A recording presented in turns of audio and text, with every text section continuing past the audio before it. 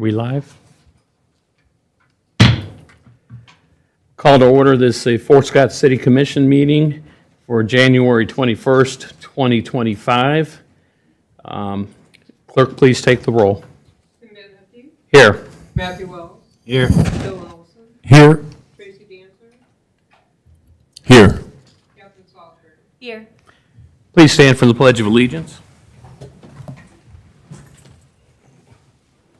I pledge allegiance to the flag of the United States of America and to the republic for which it stands, one nation, under God, indivisible, with liberty and justice for all. City Manager, please lead us in the invocation. Thank you.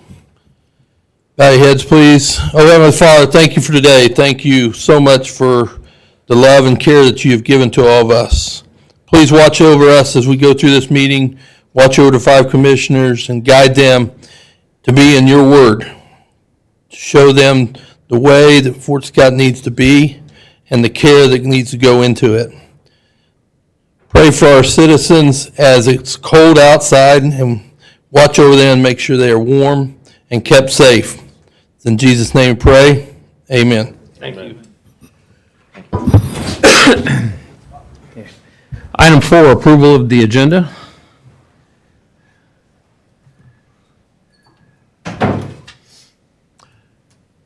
Any questions, discussions, or add-ons?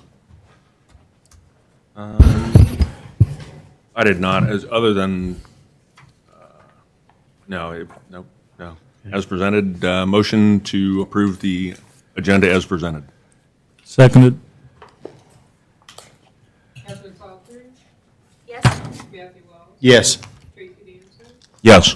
Bill Olson. Yes. Tim Manor. Yes. Item 5, the consent agenda. Any questions, comments, or concerns on the consent agenda? Was there an order for all the documents? There were a ton of documents. Was there like an order we were supposed to look at them in? I just kind of all jammed them all into one document. But Documents as in this, yeah, that thing. just you got your financials first Okay. and you should go right down the line. Okay. Nope. Okay. If there are no other questions, I move to approve the consent agenda as presented. A second. Matthew Wells. Yes. Tracy Dancer. Yes. Bill Olson. Yes. Tim Manor. Yes. Captain Salisbury. Yes. Next item is public comment. Nope. No public comments. Okay. Item 7, appearances. First is Corey Byers representing Care to Share with an update. Good evening, Commissioners. Thank you for having us. I do have a handout, but I think it's also in your agenda packet. I can just hand out the singles if that makes it easier for y'all.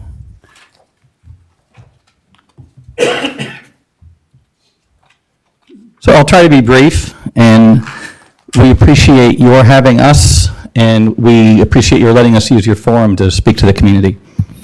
Again, I'm Corey Byers with Care to Share. We're a cancer support group. I think most of everyone in this room knows who we are, and I hope those listening are ever expanding and having more interest in our civic goings-on, and that we might be new to someone out there. So I don't think I have any board members present.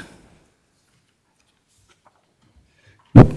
So Happy New Year. Congrats on your new roles with the new commission. I want to offer you today a recap of 2024 and a roadmap for 2025. We're not here asking for anything but awareness. I'll try to be quick, and I'm also going to try to be informative. Please interrupt with questions. Make this interactive as needed. For background, we were founded in 2007. We started raising funds in 2009. Lavetta Simmons, Joy O'Neill, and Teresa Davenport founded the organization. Joy's no longer with us. Lavetta has retired recently, still an active board member and the only board member emerita. TD is the president, still very active, and we cover Bourbon, Crawford, and Lynn County. We remain and expect to always be an all-volunteer organization, our board and our volunteers, all the way up to Teresa, our officer. Or our president, she probably invests 25 to 40 hours a week. Many of us invest 15 to 25 hours a week. Friends and family of board members and in the community offer dozens of hours a week on an individual basis, combining for hundreds of hours a week and thousands a year. I'll mention Marion Crane in particular. She staffs our office, our new office at 9 East Wall for 9 hours a week, Monday, Wednesday, Friday, 11 to 2 for walk-in traffic. But she's there early setting up, she's there late cleaning up. And it's people like Marianne that make us what we are. Our mission, Care to Share, provides friendship and support through emotional and financial assistance to cancer fighters and their caregivers because we care to share. Each cancer survivor is unique, and so is their journey. Emotional assistance is provided by what we call sunshine visits and daily and weekly check-ins by volunteers, and we host quarterly group meetings. Financial support is primarily through gas vouchers and supplemented by other financial support as needed and as available based on our own financial situation. In 2024, we gave $96,405 of hard, cold cash in financial support. 75% of that, or somewhere around $73,000, went to Bourbon County residents and their families. About 20% went to Crawford County, and about 5% went to Lynn.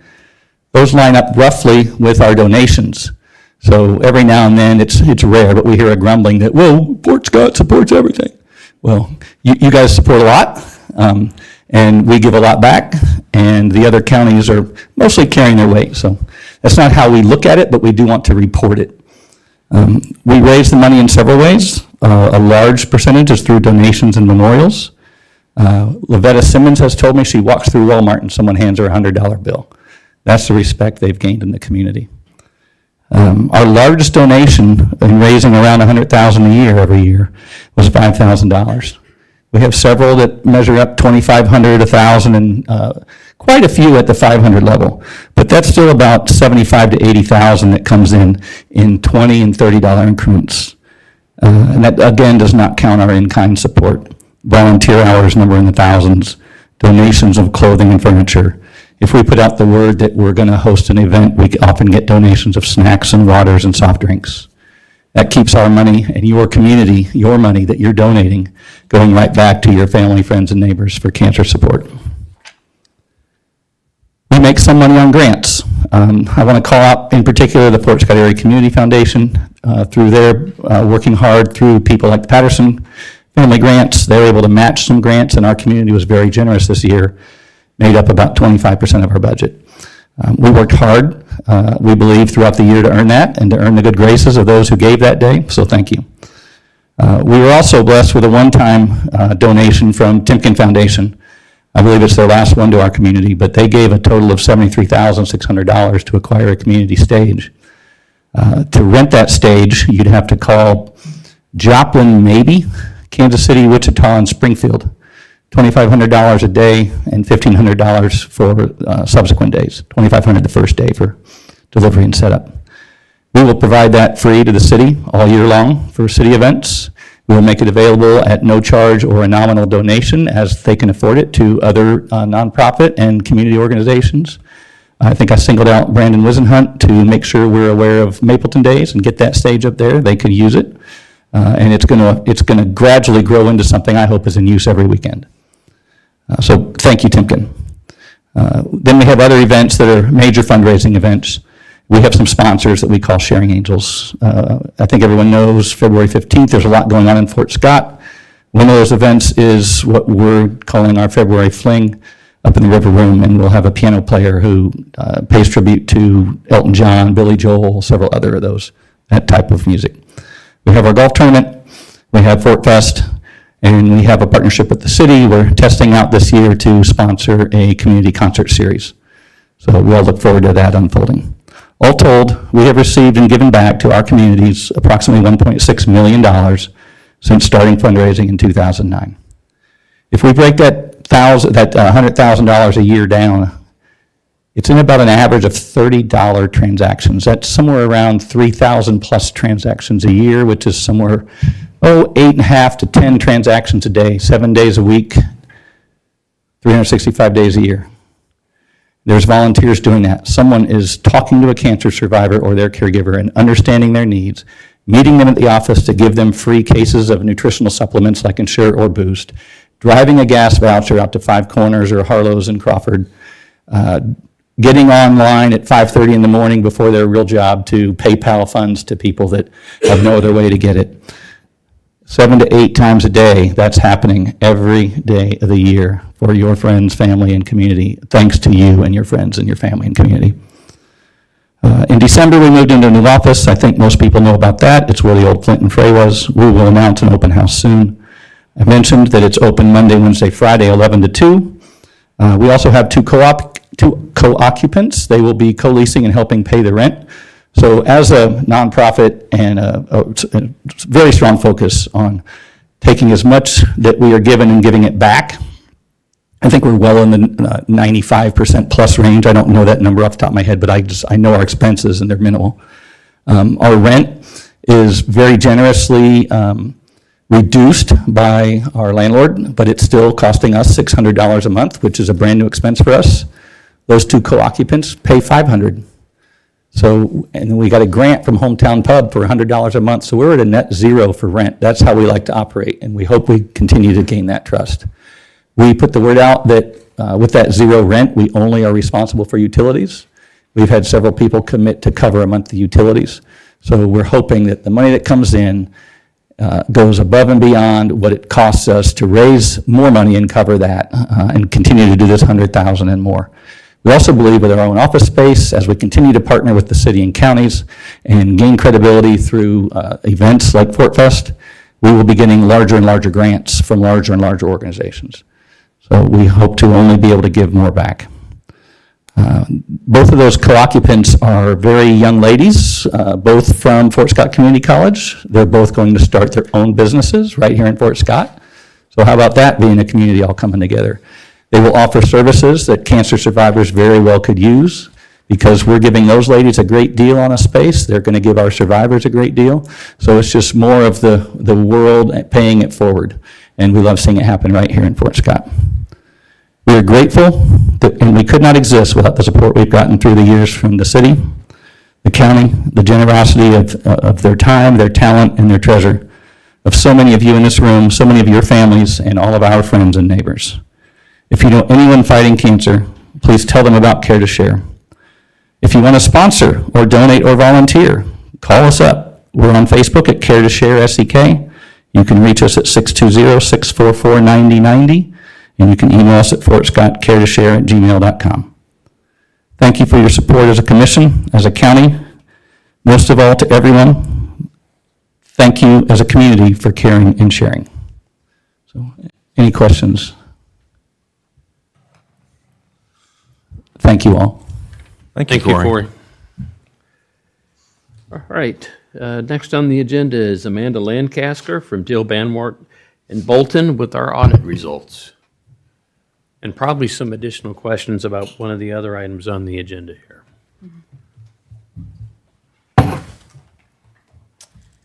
Good evening. Do you want me to just kind of go through the report with you a little bit, or did you want me to? I mean, I can kind of do that and explain like what procedures we did and stuff, and then okay, we'll do that, and then just interrupt if you have any questions. The audit report itself is on pages 1 through 3. The way that we did a regulatory basis audit, so the way that it is. It's shown that we gave an adverse opinion on GAAP, but then there was an unmodified opinion on the regulatory basis. So that just means that we agree that the financial statements were fairly stated. So that's the best opinion that you can get. The financial statement itself is on pages 4 through 6, I believe. Yes. And that shows each fund. It's just the total beginning balance, the receipts, the expenses, the ending balance, and then you add back the encumbrances and accounts payable to balance back to the cash. So the first 2 pages are just the summary of those. And then the last page shows the totals, and then it shows how the books reconcile to the cash. So anybody has any questions on that so far? But then we get into the financials, the notes to the financial statement. The first one is just summary of significant accounting policies. So it's just kind of a summary of a lot of the different line items and how the city handles things. The second footnote is compliance, stewardship, and accountability. That's where we tested the Kansas statutes. One of the things we look for is that the cash is fully secured by the bank. So in the event of, if there would be a bank failure, that the city's money would be adequately secured, and that was fine. We look at if there's any cash balances that are, or any fund balances with negative cash. We did have a few that were, but they were all what we consider, it was all grant funds, so there's more money coming in that will bring the fund back to positive. The only thing that we noted there was that the golf course, that was a new fund that was created and it wasn't in the budget. So we showed that the golf course did exceed the budget because it wasn't budgeted for 2024 or 2023. And then footnote 3 goes into the cash. The last two paragraphs show the book balance and then the balance that was actually in the bank. And then we show how much was covered by FDIC coverage and then how much was covered by securities pledged for the city and then also for the library. Footnote 4 talks about long-term obligations. There was a new bond in 2023. And then we'll have another note at the end that shows the detail of the debt. We also footnoted that compensated absences consisted of vacation and sick pay. We had a $770,000. That was not included in the financial statement, but that is a potential liability the city could owe. Then we go into capers footnote. That's just mostly stuff required wording. The city did pay $232,000 for capers and $398,000 for KP&F for the year. And then it talks about the unfunded liability, which is just the state pushing that back down onto the local municipalities for the unfunded portion of capers. And then we, on the top of page 14, we show the library's portion of the pension liability and their contributions to capers also. Footnote 6, we just say that there's that's just the sale or the purchases of the water. And then the sale of the water to Bourbon too, sorry. And then footnote 7, we just reviewed that there was insurance policies in place. Footnote 8 talks about the library being included. And then contingencies is just a grant. Footnote, capital project, we showed some of the bigger projects that are still going on, how much was authorized and what's been spent to date. On top of page 16, it's got the interfund transfers. That just shows the different transfers, what funds they went to and came out of, and the amount, and then the statutory authority that allowed those transfers. And then subsequent events, we evaluate what's happened since year end until the financial statements are issued and just see if there was anything that needed to be disclosed or noted in the financial statements, and we didn't find anything. And then on pages 17 and 18, those are schedules of the debt. So it shows the beginning balances, any new debt, principal payments made, and then shows the ending balances. And then it also shows the interest that was paid for the year. And then on page 18, regulatory basis requires us to show principal and interest payments for the different debts that are outstanding. I think we just did a total summary of the individual, like the GO bonds, the revolving loans, and the capital leases but for the next 5 years, and then 5-year increments through maturity. So it kind of gives you an idea where those payments are going to come in. Then on page 19, that's just a schedule where we show the budget, and then we show how much was charged to the different funds. In the far right column, as long as that's a negative amount, then the fund was under budget for the year. So like you can see, the golf course was the only one that we had as a positive number. So yeah, as long as you're 0 or negative, it's fine. And then the next bunch of pages, let's see, 20 through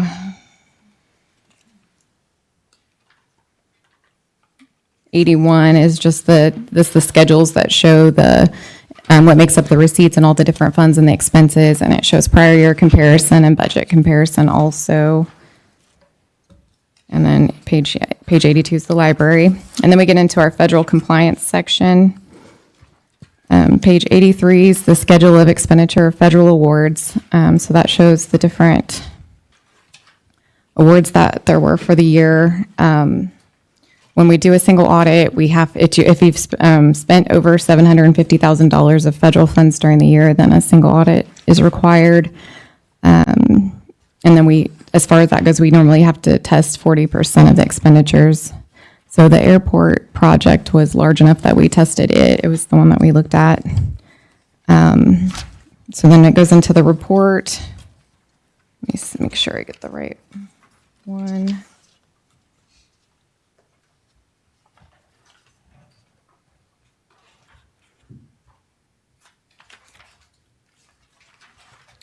One of the reports is just on overall compliance, and we didn't have any findings on overall compliance. And then we did have, as far as overall, we did have a finding, I'm sorry. So the overall, we had troubles locating all the invoices. We selected 40 invoices for our normal sample, and then we did 5 extra, and I think I have it in the letter. 11 of them were not available for us to review. According to staff, it was just that we had some turnover and some documents were kind of misplaced in the shuffle. But all the invoices that we looked at for the airport project were all available for us to review. So that was basically our, like the main finding. The 2 findings were the budget and then the invoices. But yeah, out of 45 expenditures, 11 were not located in our normal testing. And then the letter, that was that loose letter in there, it's all just kind of required communications. We didn't have any findings in there. Page 3, I talked about the missing invoices a little bit, so we do have that. And then we usually list that, like we put the financial statement into the correct format, and then it's approved by the city. On the last page, I do also have a list. It's just kind of a reminder we like to give the city commission just as important as your job to make sure you're reviewing financial activity and reviewing delinquent utility accounts and no large write-offs without your approval, reviewing the bills that are paid and significant revenues received.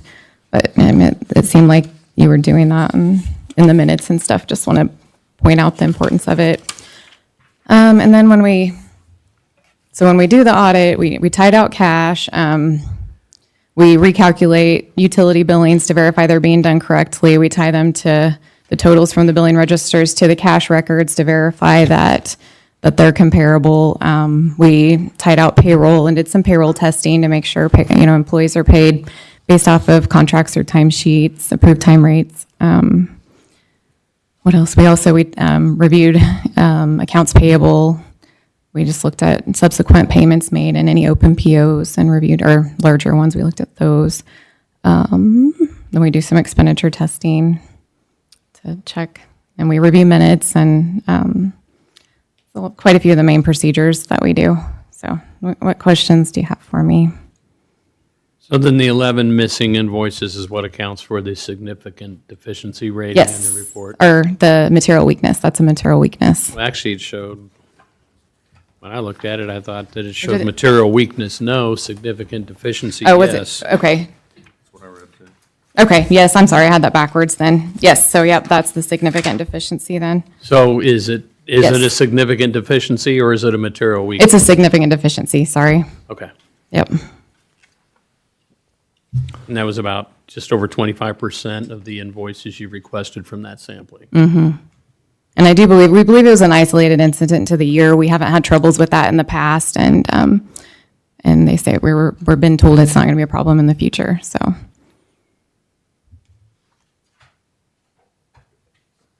Does anyone else have any questions? If not, I do not. I had, one of your statements is an adverse on the general accounting practices. Could you explain that, please? So that's just when you pass the GAAP waiver. So the statements aren't being prepared in accordance with GAAP. They're being prepared in accordance with regulatory basis, and the state provides that format of the report, and that's just the way that, for some reason, that's the way they want it worded, is that it's not, basically, it's just saying it's not prepared with GAAP, it's prepared with regulatory basis. So, And the missing invoices, did they happen in the interim period before we hired Baker Tilly? I didn't bring my. Missing notes. Were they invoices don't kind of- have anything to do with Baker Tilly. Yeah, it has to do with AP. Just curious if that's why the missing invoices happen is the transition period. No, no. We had transition period of somebody leaving us in accounts payable versus somebody starting in accounts payable. And when the new person took over, she had a mess to clean up. So we have processes, procedures put in place now to where that doesn't happen again. Okay, so all that was internal and had nothing to do Yes, with it was anything all else. internal, yes. Yeah. Is there a dollar value on the 11 missing invoices? I can get that. I don't have it with me, but You just sent it to Brad. yeah, I'll email him.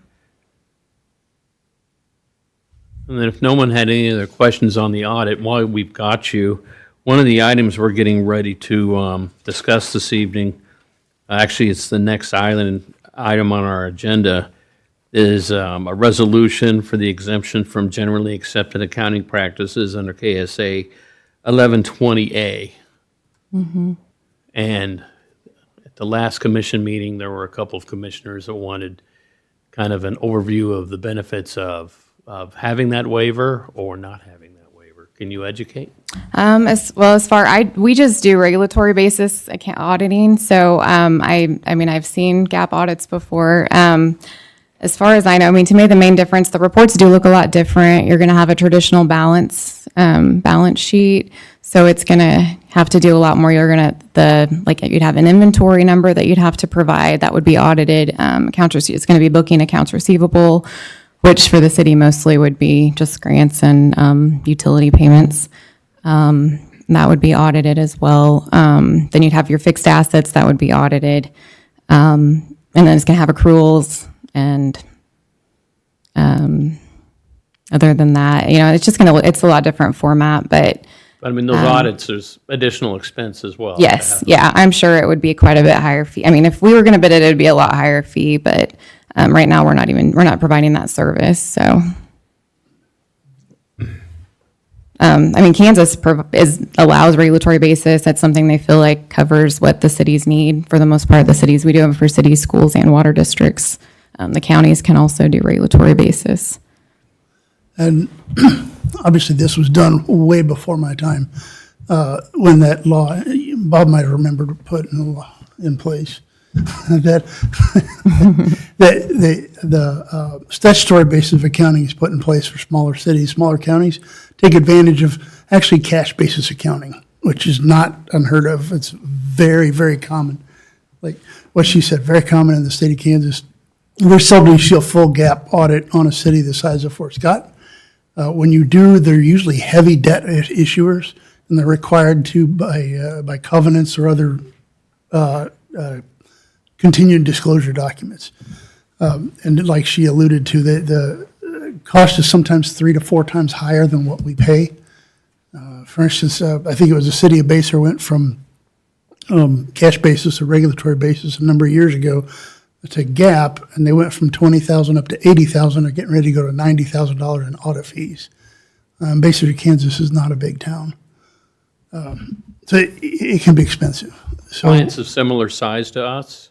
Right. Do you see more often the regulatory waiver basis. of as Yes, opposed to the cap? absolutely, yeah. Kansas, the audits are all posted online, so you can get out there and review. Some of the, the larger Kansas City, the cities up there will have them.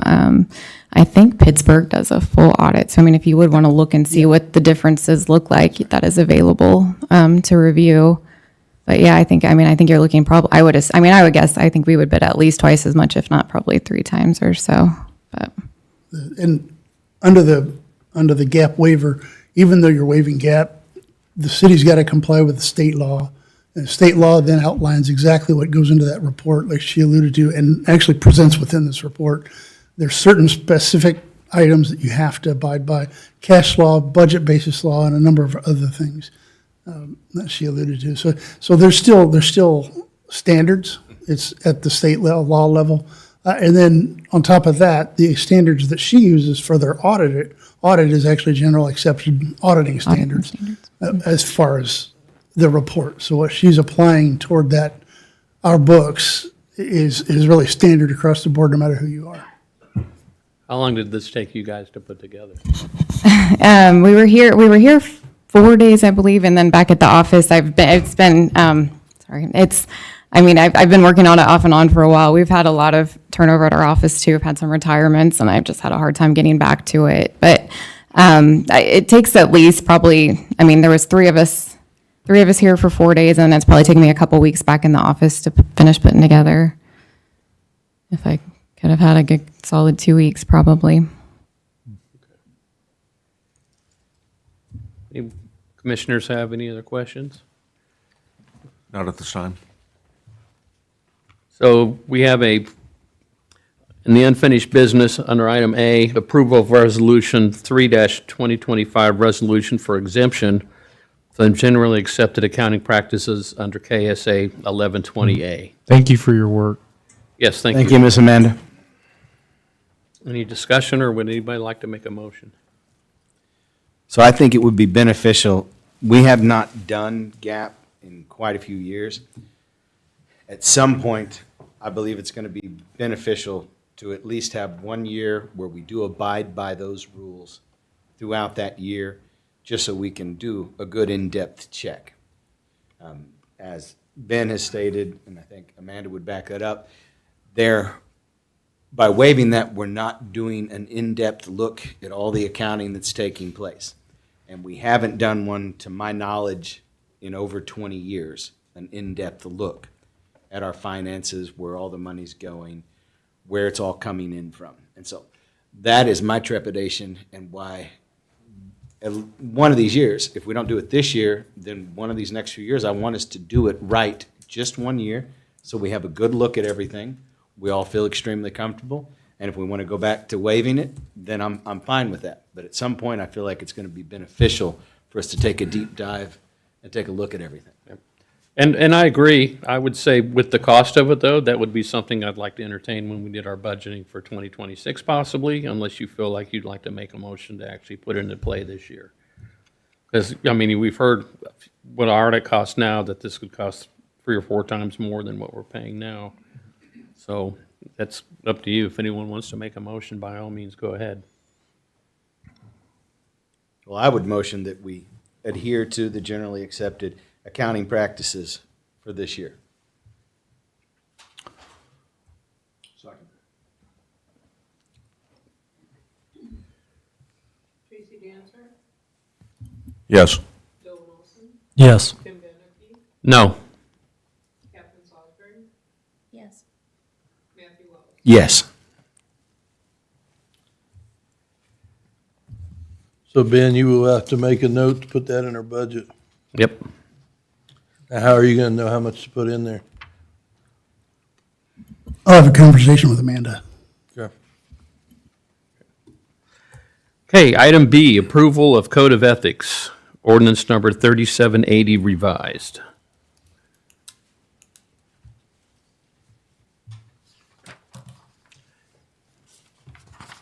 Everyone should have received copy with a change to the one that we had earlier. Is there any discussion? I just had one question on, I think it was page 8. Page 9. It has the paragraph starts on page 8, when talking about the city manager, under violations and penalties. One thing I'm not clear on is on page 9, it says contractors or agents violating the procurement provisions in place from time to time may be suspended from future purchasing agreements with the city for a period not to exceed 3 years. Where's that authority come from? Is that the city manager? Are there protocols or processes in place? some kind of provisions to govern offenses and periods of time from which a contractor is suspended from future competition.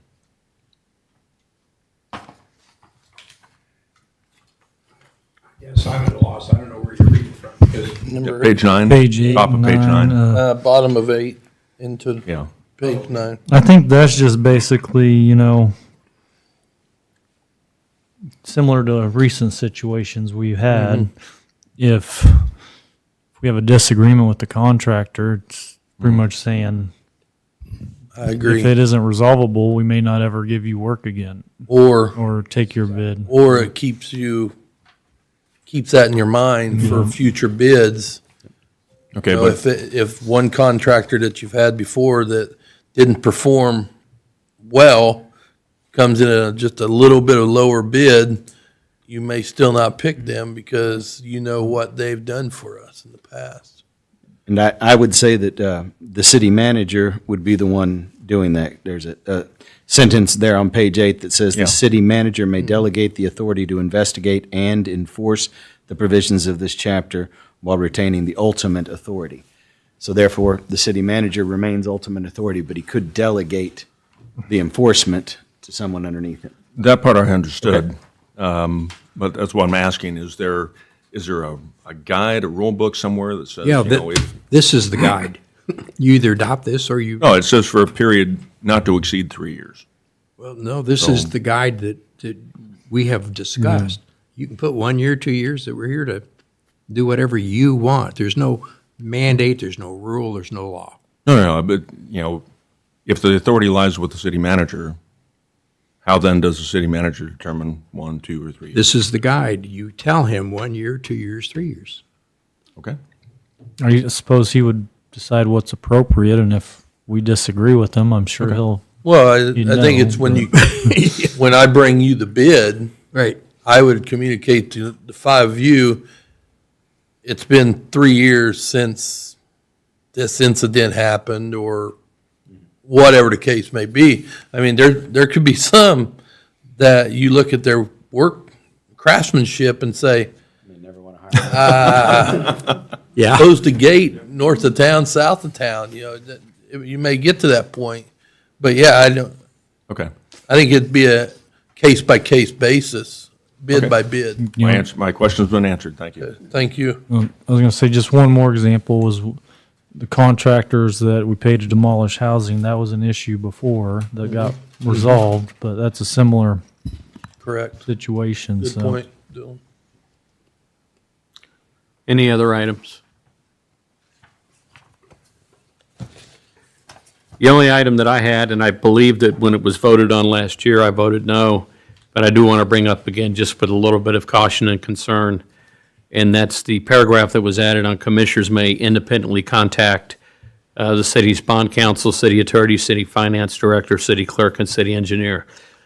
As long as the city manager is being carbon copied on all these initial requests, then he's aware of it, and that's okay. The only thing I hate to see, and I'm not saying anybody on this commissioner would, but there may have been problems in the past, is it can become a slippery slope from, you can contact these guys in this method, and then the next thing you know, we're showing up out on job sites, and giving the city crews the wrong impression. I mean, I kind of was favoring the way the old standard was written, that the city attorney logically was the one person we should be going to. It does specifically forbid that in other portions of this code. Oh, in other, Can't go out on the jobs. in other portions it does, Directions. but again, And it's not on just the initial communication, it's on all communications with anyone. Yeah. The city manager should be copied on every communication unless it's something private, as stated in the paragraph before, between a commissioner and the city attorney only. That would be the only time that you wouldn't have to copy. So this puts a provision in there that all communications with anyone within the city, including those individuals, will all need to be carbon copied to the city manager so he knows what we're talking about with those other people, unless it's that one instance where we're talking with the city attorney. That would be the only one. It's essentially saying, I can email the CFO with Brad in the know he may not answer me until he talks to Brad, but a commissioner has the right to email him and know, we have a question for you. That's all it is, to me, but. To me, I guess, with my background, and I would think, I can't speak for Commissioner Dancer, I guess maybe was raised more along the lines of putting trust in the person that's in charge and using the chain of command, going to him and saying, hey, can you get this information from the finance people? Can you get this information from, and trusting that he'll do it, because I don't want to inundate our contract people as well. I mean, I absolutely respect everybody else's opinion, but from where I sit, if I had a boss that was going to my vendors and stuff like that, as opposed to coming to me first, I would think, God, this guy doesn't think I know Take what I'm exception doing. at that, yeah. Yeah, I'd take exception to it, absolutely. It seems Well- to streamline the entire process. So let's use, for instance, I need to get a hold of Lisa to get a copy of the minutes from 5 years ago. Is that something that Brad really needs to be bothered with, to email him, to then email Lisa? Lisa, Matthew needs a copy of this, goes back to Brad, then comes back to me, where it would be more efficient. I can just email Lisa, copy Brad, hey, can I get a copy of this portion of the minutes from such and such a date? She goes ahead and sends it to me. Then Brad doesn't have to be bothered with every tiny little minutia of city business. It's more of a form of decentralized command. And anyone that knows anything about the military knows that decentralized command is the way that you operate, especially in the field. How long were you in the military for? Just asking. Wow, that was a really bad dig there, Mr. Mayor. It wasn't a dig, but I mean, you said anybody that knows anything Anybody about that the knows military. anything about military or has studied military I history. don't think anyone sitting here is questioning Say let's go. Brad's. I'd say make it adoption, let's go. All right, listen, Okay. I make a motion that we approve the revised edition for the code of conduct. Seconded. Dylan Olson, Yes. Tim Benzie, No, Kathleen Salisbury, Yes. Matthew Wells, Yes. Tracy Dancer. No. okay, the motion passes. Item D, appointment of city commissioner, representative in the Healthy in All Practices Commission, tabled from, I'm sorry, I skipped one. Appointment of city commission representative of the Fort Scott Housing Authority. I thought that in the last meeting, we did vote on that, and I was appointed to it. Yeah, I thought you were assuming that. I thought we were waiting No, the there were, information that was sent out because we weren't sure. yeah, Lisa did send me the schedule of their meetings My for the Housing Authority. Tracy, that was, Tracy was looking Yeah. at the Bourbon County Ready Commission. Right. okay, so you are appointed to that? Yes, Okay. I was voted into that. I believe your comments were, I will make time for that. Yes. Item D was appointment of city commission representative to the Healthy in All Practices Commission. And during the meeting, I believe we had asked the city manager to find out whether or not it had to be a city commissioner due to the fact that these meetings are during the day, or if it could be a city employee. It could be a city staff person. City staff. And we've already got somebody going to it, Okay? so we're good. Can you say who's It's attending? Lisa Dillon, Okay. our Housing Community Development. So would there be a motion to remove item D then? Ron? I would move to remove item D. Second. Kathleen Salisbury, Yes. Tracy Dancer, Yes. Dylan Olson, Yes. Tim Benzie. Yes. Item E is consideration to appoint or remove city commission representative to Ready, tabled from January 7th, at which time Commissioner Dancer, you were going to check and see what your availability. Yeah, my availability, who, you were sitting on that? I sat on that board. It's Wednesday evenings, once a Wednesday month. evenings, Right. I don't foresee that being a hindrance from a schedule, but in light of Commissioner Olson's comments last meeting, I will upon attending my first meeting, attempt to get something in writing from Bourbon County Ready, acknowledging that we are not their customer and we do not owe them money for me attending their meetings. And if I cannot get such thing in writing, I will discontinue attendance. Okay. I mean, I trust your word. That's all I can say is, Would anyone like to make a motion to nominate Commissioner Dancer to the Bourbon County Ready Board?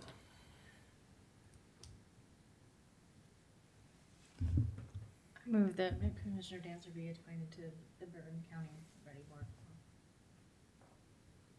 I'll second. Matthew Wells, Yes.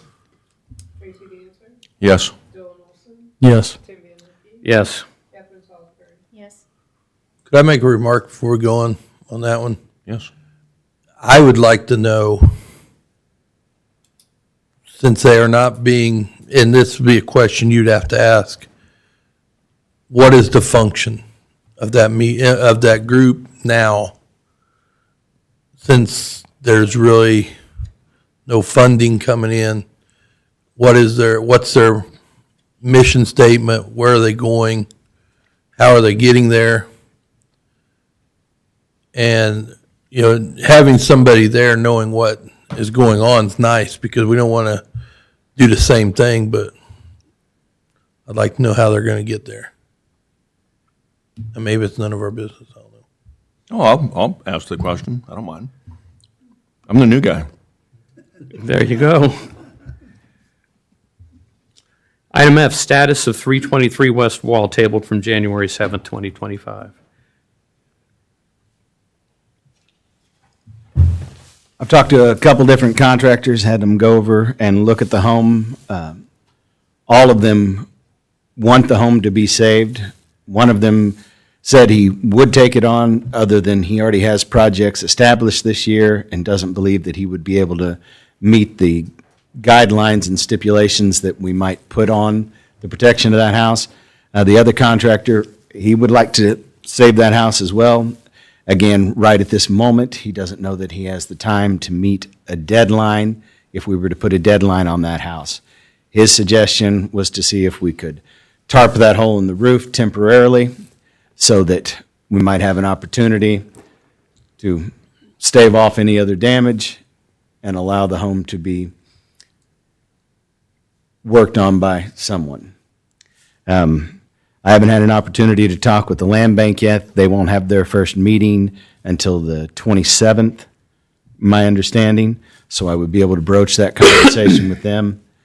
Now knowing that there are interested parties, I was going to reach out to Brad to see if I can get the information on the homeowner from the codes department and reach out to her and see if she's willing at all to donate the property in lieu of the grants that would be made available to her on the tax credits, if that's what the land bank says we could do. So I asked for a couple more weeks to have that conversation with the homeowner and to have that conversation with the land bank. And if she says outright no, then we have to move forward with whatever the council decides. Is Codes here tonight?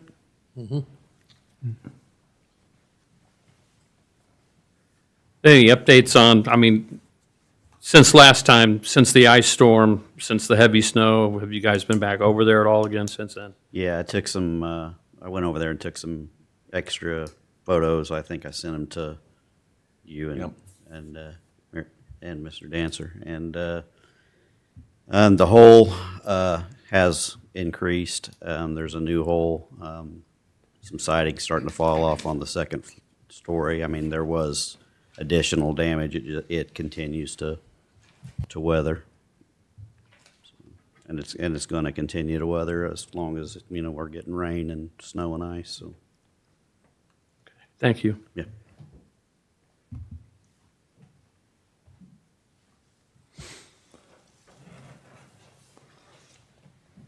I'm not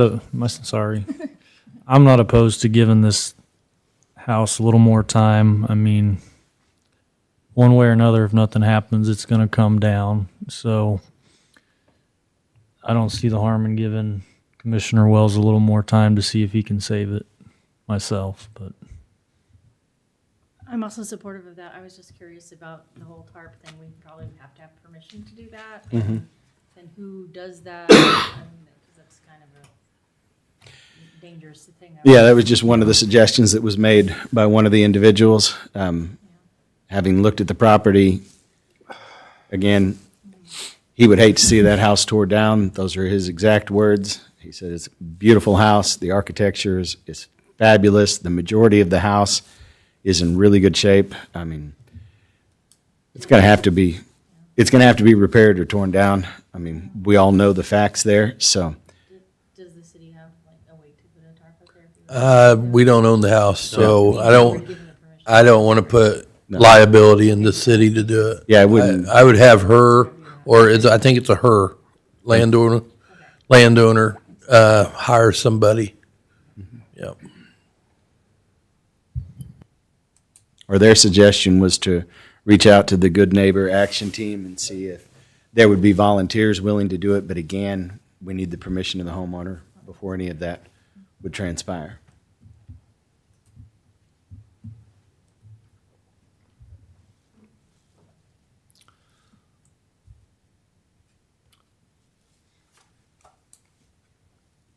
So without more discussion, I guess I would move to table status of 323 West Wall for another meeting. Yeah. One more I'll meeting. have an opportunity to talk to the land bank by then, and if Brad is okay with me reaching out to the codes department, I will get a hold of their phone number and see if I can reach out to the lady that owns the house.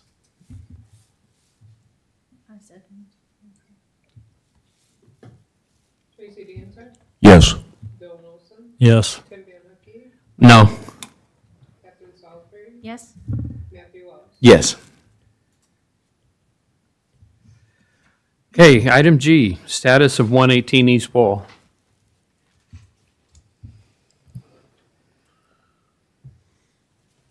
Believe the building owner is here, Yes, Yeah. and codes is the here. codes is here, and the adjacent building owner is here. Were we able to get the pictures that verified that the repairs on items? We did not Okay. get any pictures, but did you bring some with you, Jose? Okay.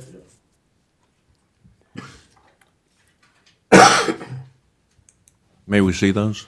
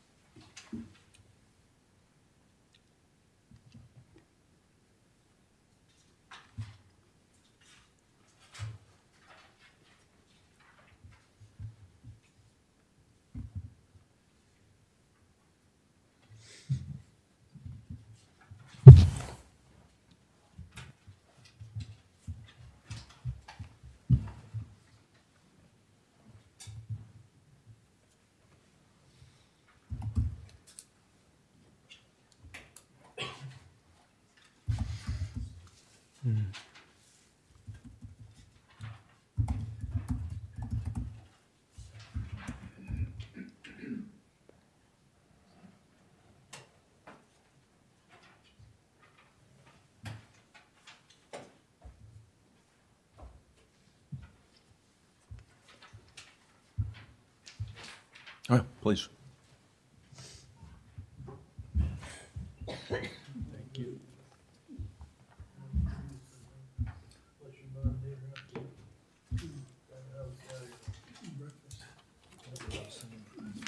Four, isn't it?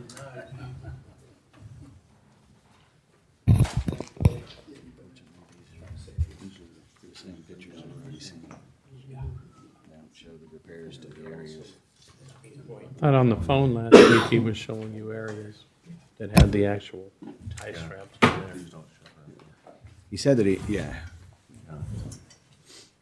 I don't see anything there that we haven't seen already. This looks like the pictures that we had seen before. Now, when we went to your building the other night, you had pictures of the actual repairs with the, The engineer, according to what you guys say, they also wanted some stitch ties going this way, right? yeah. And when I reached out to them and asked them, that was before the meeting that we all had of our building. And he said, hey, they are all in the pictures. The city commissioners, they also had those pictures. So we requested a sit down with them so they can instruct to us to see how those things work. So when you see those pictures that you see all those pins, he said they are not designed to go sideways because they are on a veneer wall. So the way those things works, when the engineers say that they're gonna go on both direction, it means like going in this direction and going in this direction, because they are meant to pin the wall. If we go sideways, it goes completely against the manufacturer design, because it would only be pinning only one section of the 3-layer wall. So that's why it goes on both directions, vertical and vertical, this way, and then it goes this way.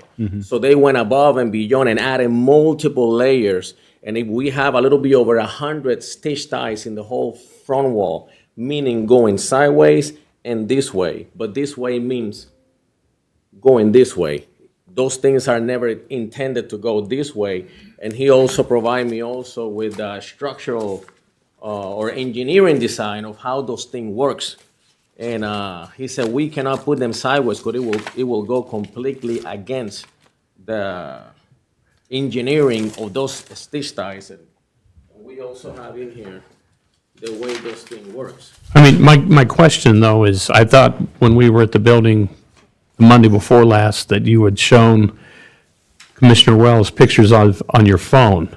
Well, no, the that actual- the statement was that the repairs that needed to be done from the east and the west, that he believed that that had already been done and was going to be able to provide us photographic evidence of that. He was not able to locate those on his phone that evening, but he was going to get us pictures of the ties that were done from the east and from the west elevations, tying the corners together.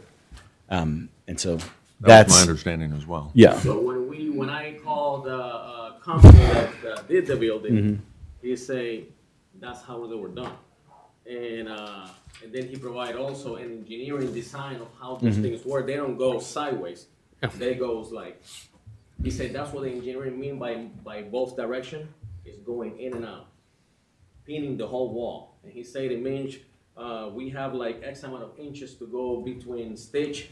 And he said we went all the way up, as you see in some of those sides. They were like each column has like close to 30 pins, and that is not counting what we did on the upper wall. That was just the north wall, right? Yes, the north wall was what was in question in the beginning. And we were addressed when we first had this bulging of the building, and you guys had sent us a letter with the deadline saying that I have the letter also with me, that if we address the wall, he said, if these demands are met, we will aid you in any way possible, and the city of Fort Scott will stand down. That's what the letter that we received from you guys. And we went ahead, performed the work, and keep in mind that that was in the first week of October. Now we are like a few days into October. Multiple engineer has been afterwards, but the work that needed to be done in the front wall, as you guys requested, it has been done to the fullness of it. Well, I think, and we talked about this that evening, the issue that we face is that the structural engineer that you originally hired to design the project stated certain things needed to be done. Yes, and he said to bring a company that will localize the area. And if that cannot be done, then we can go ahead and remove. But we were able to do it. Yes, but We were able to do it safely. that structural engineer, unfortunately, as of yet, has not sent us a letter verifying the work that was done has been done according to his thing. So that's why we, as the city, had to go hire the other structural engineer to come in. Yes. Because what we need is one of those structural engineers to certify that the building So the is safe. engineer that came in from the city, from you guys, in December, he say he say the repair done in that wall was adequately. That's what he said. He said because he doesn't know the extent of the work, I will recommend that stitch type will be done.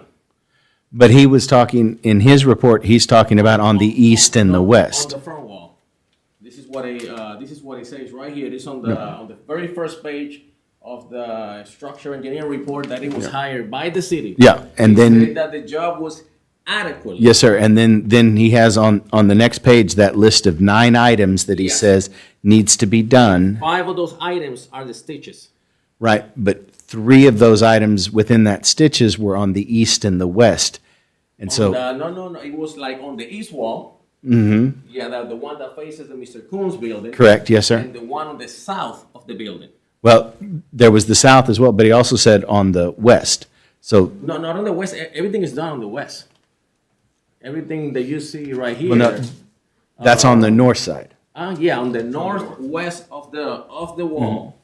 If you look at the picture that I just provided with you guys, and I think this young gentleman has it with him. Yes, That is the northwest side of the building. right, but unfortunately, all that we can see in that picture is that the mortar was fixed where the cracks were, And the stitch ties are in there too. not in any of those photos. Yes, let me just point Yes, it out sir. to you. Can you get somebody? Talking about that. Yeah, the second one. No, the other, maybe, yes, that one. You see the little holes on those sides? Those are stitch ties. But that's in the north wall. No, on the northwest. That is on the northwest of the wall. That's the northwest? Yes. If you look at the building, it's the northwest of the wall. That's where that is. That- And we can walk to that building right Yeah. now. We can show it to you. I guess so. My question is, can you get your original structural engineer to get with the guy that you hired to give us? What was the purpose of them bringing this engineer? Well, he has given you 9 things that needed to be Yes, complete. 5 of them are already here on the front page of the, and the we're other talking about four, the other 4. the other 4 are completely non-structural. He mentioned the windows that had a little bit of a wood rot, and which all house in here in Fort Scott doesn't have wood rot, and that can easily be addressed, and we all know that. You know, he mentioned a false ceiling just like this one, that it was sagging inside of the building. That is not structural. You know, what was the other thing? The fire on the 3rd floor that it happened 115 years ago. And now for some odd reason, it is something to the extreme now. I brought a picture of how this building used to look in the 1920s, 30 years after the fire. A business was in there. The Gettlers owned that building for more than 40 years. They ran their business in there. Now we go in there, and now that is an issue. It has been like that for 115 years. Not 1, not 2, and of course he made mention of it because he doesn't know the history of the building. And he's asking us to erase the history of Fort Scott. Come on. And then talking about to the adjacent property that Mr. Kuhn owns next door, he may mention on the report that if Mr. Kuhn were to address the floor on his building, he can reopen his building. And what does that tell me? It tells me that my building is not an imminent fear of anything to falling down. He felt comfortably opening Mr. Kuhn's building. If he fixes that, and that has nothing to do with mine, if he was really afraid that my building is going to collapse, he would have never approved his. Sure, man, I see that picture again. The one that you say of the Northwest. northwest wall. That's second going to the 3rd. That's the 3rd floor on the northwest side, on the upper corner. We went above and beyond in repairing that front wall. That it was not a structural wall, and we already have multiple engineers coming in there, and they all have said the same, that is not a structural wall. It's just a veneer wall, and we addressed it. And we addressed it. And This photo here is not of the west wall. it is on the west wall. We, I'm looking at the picture of the front of your building. let me just look, I'm gonna look at a picture of the whole building so you can see. It's the northwest. And we're like 2 minutes away from there. We can walk in there if you like.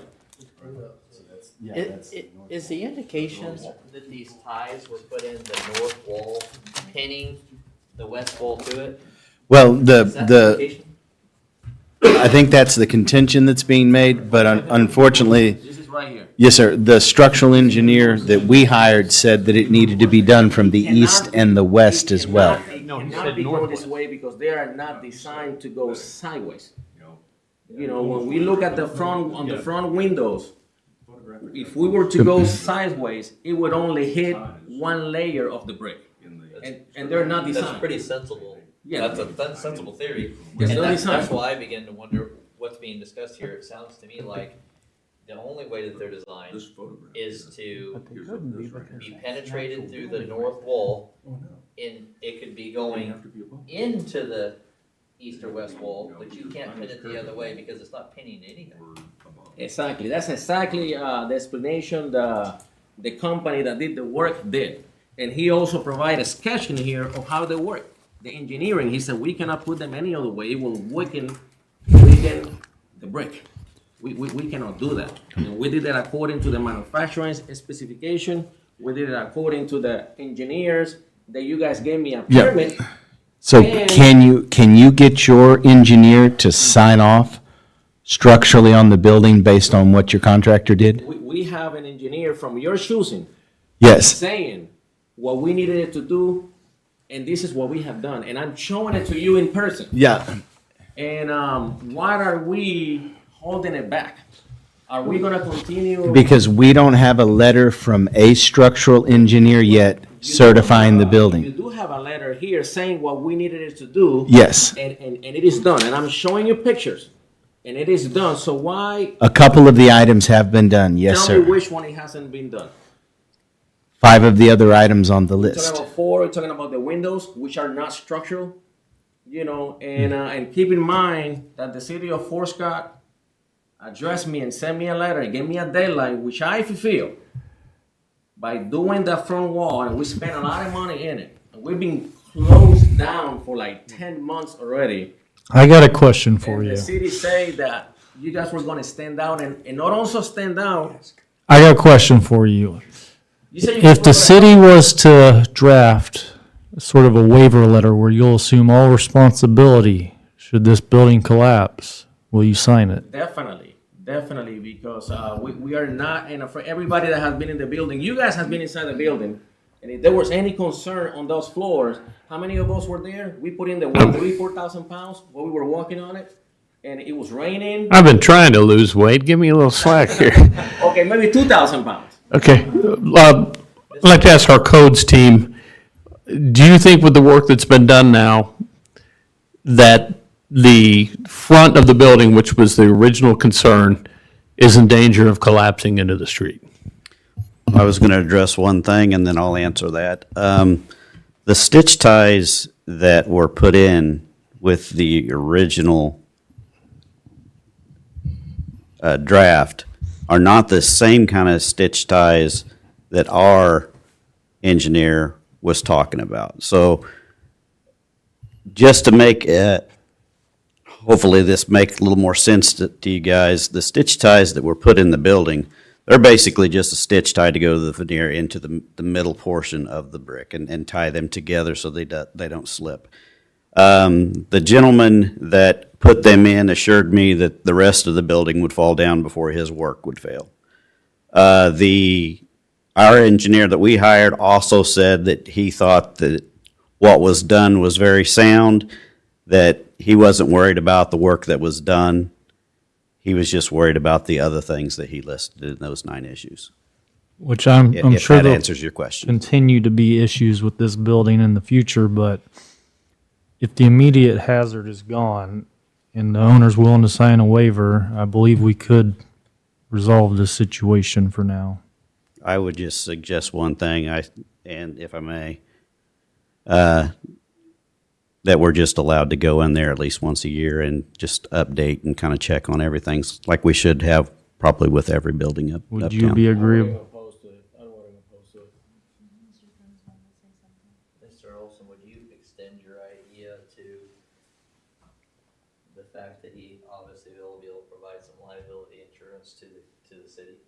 Well, he wouldn't provide it to the city. He would be acknowledging that if something happens, I would agree. you could go after him. The goal as a board have to protect the community at large, and so that additionally would cover that. That if those bricks fell down and smashed into a car, he now has to find an insurance company that will cover him. As far as I know, the insurance that was provided here to the city is not, it wasn't valid. It lapsed in May according to Countrywide. So even in my case, I should have it, and this has been a conversation amongst some city officials already and other communities. It's a standard. If you're practicing business, you get a business license, and you all don't have to call it a business license if you don't want to, but the business license has a spot for some important things like proof of liability insurance. That's how you all are protecting the community. In the future, I'd like to see this commission consider it this year, but But while this building is such a problem, it seems to me if we were very concerned. But it's not a problem, because we ended up fixing it. I would agree with you, but if we were to, if it has been a problem priorly, the additional security and knowing that there's an insurance company who's willing to cover the building, they're gonna do an inspection, they're professionals. I think it stands to reason that that would be an expectation. I'm just trying to find the compromise area here. Would you be willing to provide updated insurance information as well? I mean, You know, but not that we're required by law, because the sale of Kansas, if you don't have a mortgage on a building, you don't have to. So that would be like, kind of like going over or above or bending the law per se. Would be, I agree with what you're saying, but we're not bending the law.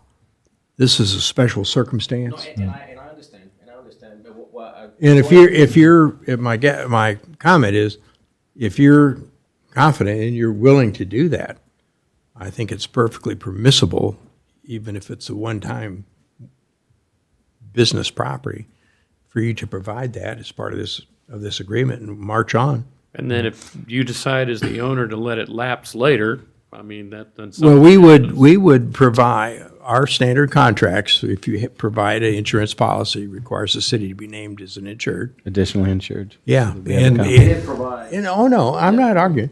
And then that means that the insurance company, if it lapses, has to notify the city that it's lapsed. We don't have to depend on our friend here that wants the business open. And just to, we did provide the city with a proof of insurance. I know. They claimed that Mr. Coons put on our building, it was not approved because of the lack of insurance. It was not approved or haven't been approved because of the lack of proof against it. You Okay, know, well, like a water claim. I don't want to get into the argument No, no, I'm between you and Mr. Coombs. Yeah. I think the commissioners offered a suggestion. that's all it is. I mean, And- If you don't put a waiver, and I say that I don't have no problem with it. And if we, these folks don't have to even accept it yet because there's nothing in writing. But if you're in agreement in principle with that, we can prepare the document, including the insurance, whatever, but whatever provisions we think are necessary, and you get to say, hey, I want to do that, I want to add this or do that, whatever, and try to come up with something that they can all review prior.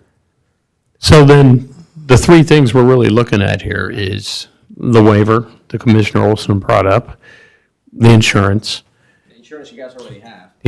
and then the ability for the codes team to go in once a year. That'd be no problem with that. And what I would ask as well is that for the additional items that need to be done, there are probably still grants or other matching grants or vehicles out there that might aid you in finishing those items.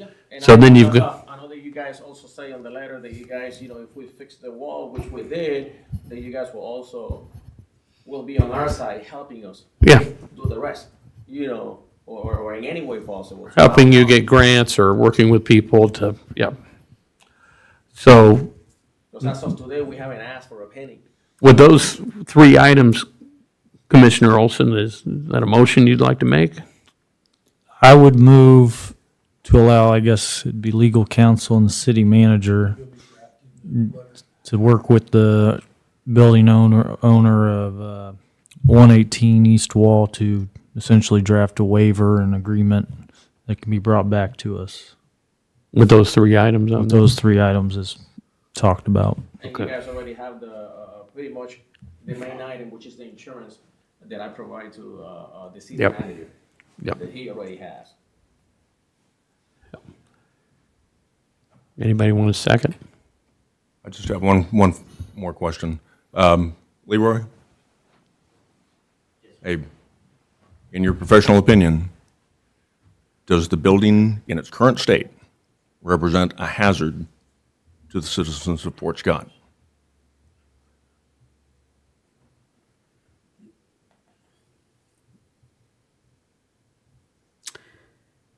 I think that someone that is more professional than I has already answered that, and I don't think it would be in my best interest. Yeah, Mr. Danzer, what was your question again? Just in his professional opinion, is the building currently, in its present state, a hazard to Fort Scott citizens? I don't think you want that liability Yeah, and on the city of Fort Scott. We- I'd say go with what Commissioner Olson is proposing, Yeah. and then go from there. Yeah, I would. Not downplaying what you asked. Does that cover us? I would agree with what the city manager just said. I'm not sure you want to go on record. I'm uncomfortable discussing this here, but you want to go on record saying that Leroy says, and then there's a problem, then Because we have two structural engineers saying that it does pose a threat to our citizens, two structural engineers saying Where does that it say these that? 'Cause, items I need mean, I to be read corrected. The structural report, I mean, I'm not trying to be, but there's nowhere in there that it say that this building is in imminent, you know what I mean? Danger of falling down or anything.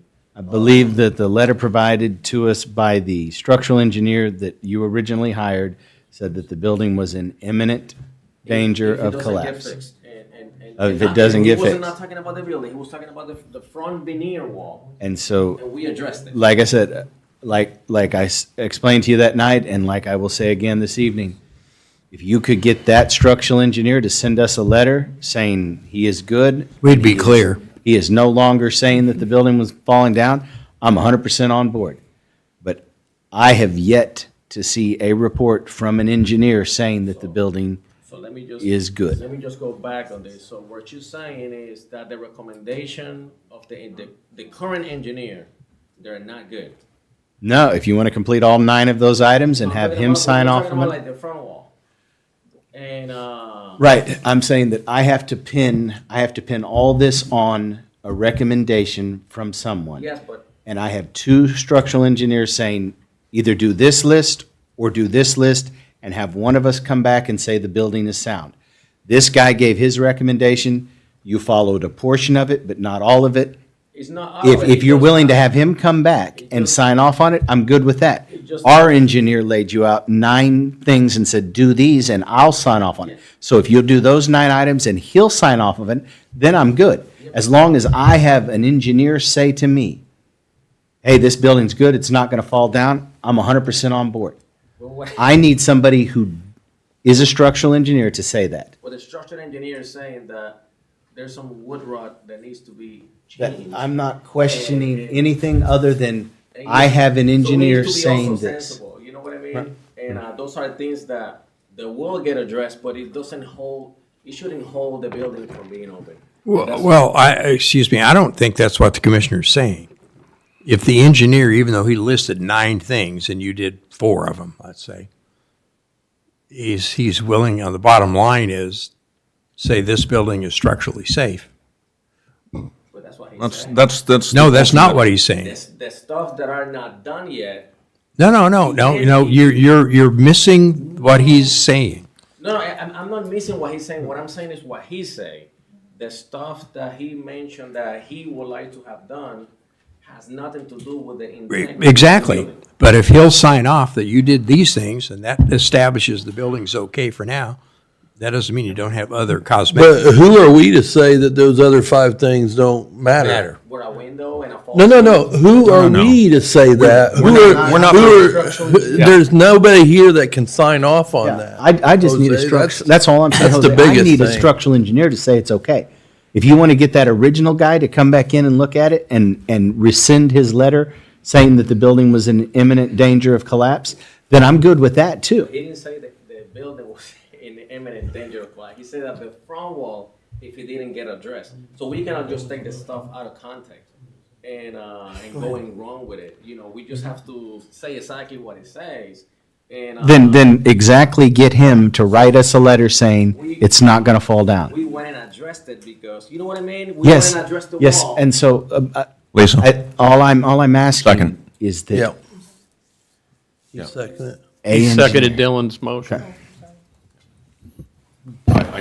We all. Yes, sir. Yes, sir. Yeah, We're good. we all We're good. have the. We're good. The same thing in mind, I think. I'm sorry, who seconded? So what was the motion? Tracy. that Gilman, The waiver, the insurance letter, and the ability of codes to have access to the building at least once a year. the insurance letter you guys already have. Okay. Well, No, it'll have to be an sorry. updated policy listing the city as an additionally insured. That means they will, The city cannot be listed as an additional insurance because it's a private property, and the lawyer right here can also. It can be listed if you do it. We can't make you do it. But if you don't do it, these people have a right to say you haven't complied. all that does is essentially notifies us that Right, your company will tell us if you're not paying it or if it lapses, so forth. No, because listing the city will be as a beneficiary. No. An additionally insured no, is different. it's just like a car insurance. You get car insurance if you have a lien on the car. You don't get insurance, the insurance company notifies the lien holder. All this is a method for us to know that you're still currently insured on the building. We don't want, if the building falls down, we're not expecting a check. All it is a notification, so we don't have to call anybody up every month and say, do they still have insurance on this? Because I have, on my insurance, I have multiple cities as additionally insured because I carry contractor licenses in multiple cities to work. And so each one of those cities is listed as an additionally insured. They don't get any money from my insurance policies. They're just notified if I ever miss a payment or if the insurance for some reason lapses in coverage. That's what they get notified of, and then they yank my license until I get that corrected. So- It has nothing to do with money or payout or anything. Or all of this is moot if you do what the commissioner Or, has yeah, suggested. if you'll Then get we don't have to do any of structural this. engineer, we don't need any of this So stuff. now the question is like, just for the sake of question, let's say that I call the insurance tomorrow after you guys drafted the Yep. agreement. It won't be done by tomorrow, but yes. No, I'm just using that as an example. I know, I'm just And, teasing. and they say, well, the building right now has a red tag on it, and we won't be able to do so till the red tag is off. Are you guys willing to take the red tag off? If you'll get us a letter from the structural engineer, any structural engineer. Well, Yes. I don't think this motion Yeah, this contained motion. that. Yes. It had the waiver, it had the insurance. Right. No, he And was it has a- asking about removing the red tag. Yeah, because if Okay. we're doing the three items, right? If we do the 3 items, there won't be the structural engineer that you're talking about. It will be the waiver, it will be the allowing of the city codes to go inside the building, and No. the insurance. So my question to you is, if I go to the insurance and say, hey, this is what the city, Well, I have a suggestion. I don't deal with what ifs. well, I Until there's a problem, because most people, what if, and it never happens. So let's don't waste any time here. You call them, if that's a problem, then we'll have to work on that. Yep. So my question. I'm would going to be- call the question. I mean, we've had a motion and a second Lisa, for a while.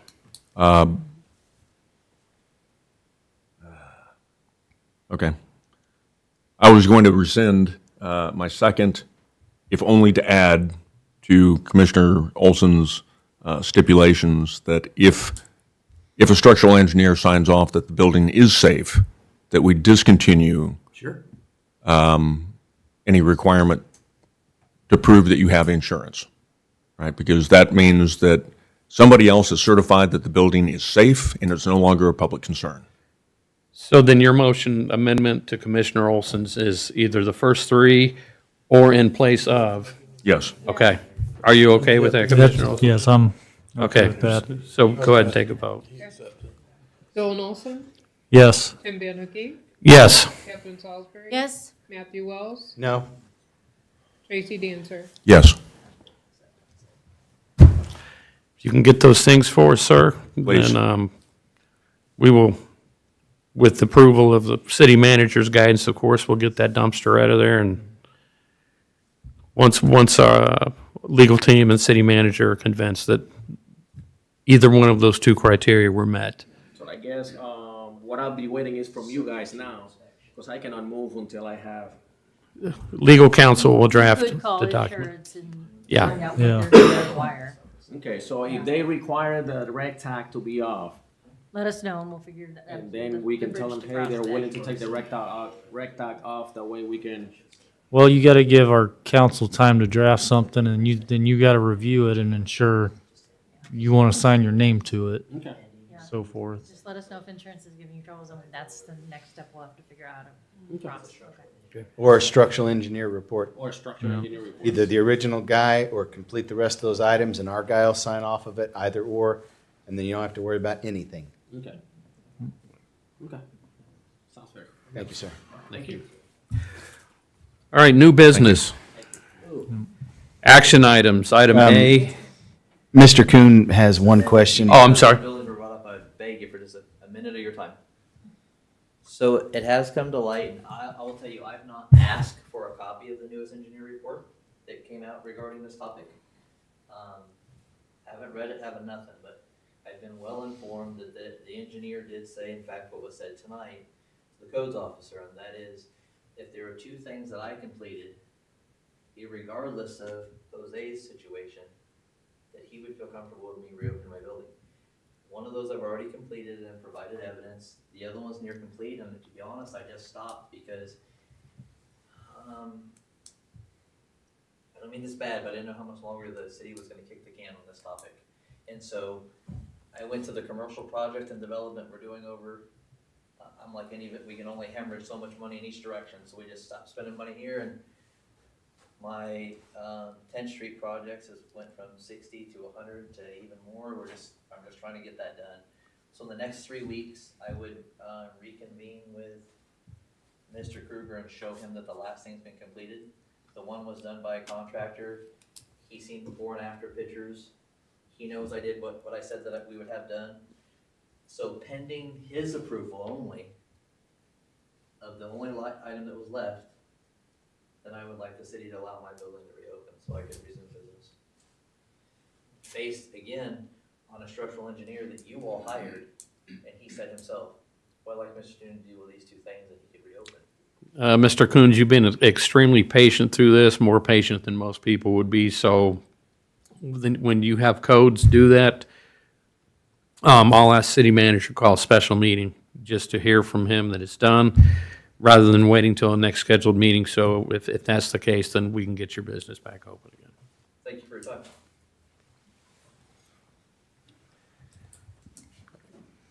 All right, new business, action items. Item A, approval of disadvantaged business enterprise, DBE program, presented by Brad Matkin and FSK Airport Manager. Nope, that's actually Ryan Matkin, who's here. Hi. What? No relation. I bet. Got to hire a strong Replacement. workforce. So basically, it's just a document that allows fair bidding on government contracts, and it's updated every 3 years. So it's something that we've done in the past that we're just basically approving again for women and minority-owned businesses. It allows them to have a fair share of the government biddings.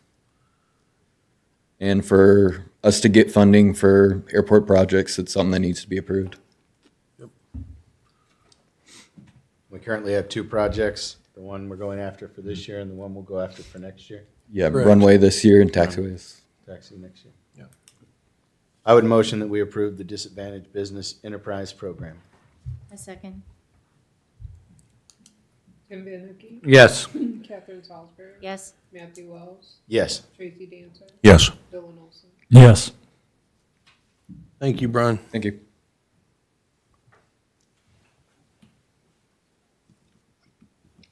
Item B, status of 15 East Second Street, the Moody Building. I've got the right Mackin this time, right? The airport guy's not going to come and talk about this, is he? Billy may be coming in here a little bit. No, this is update on the Moody Building.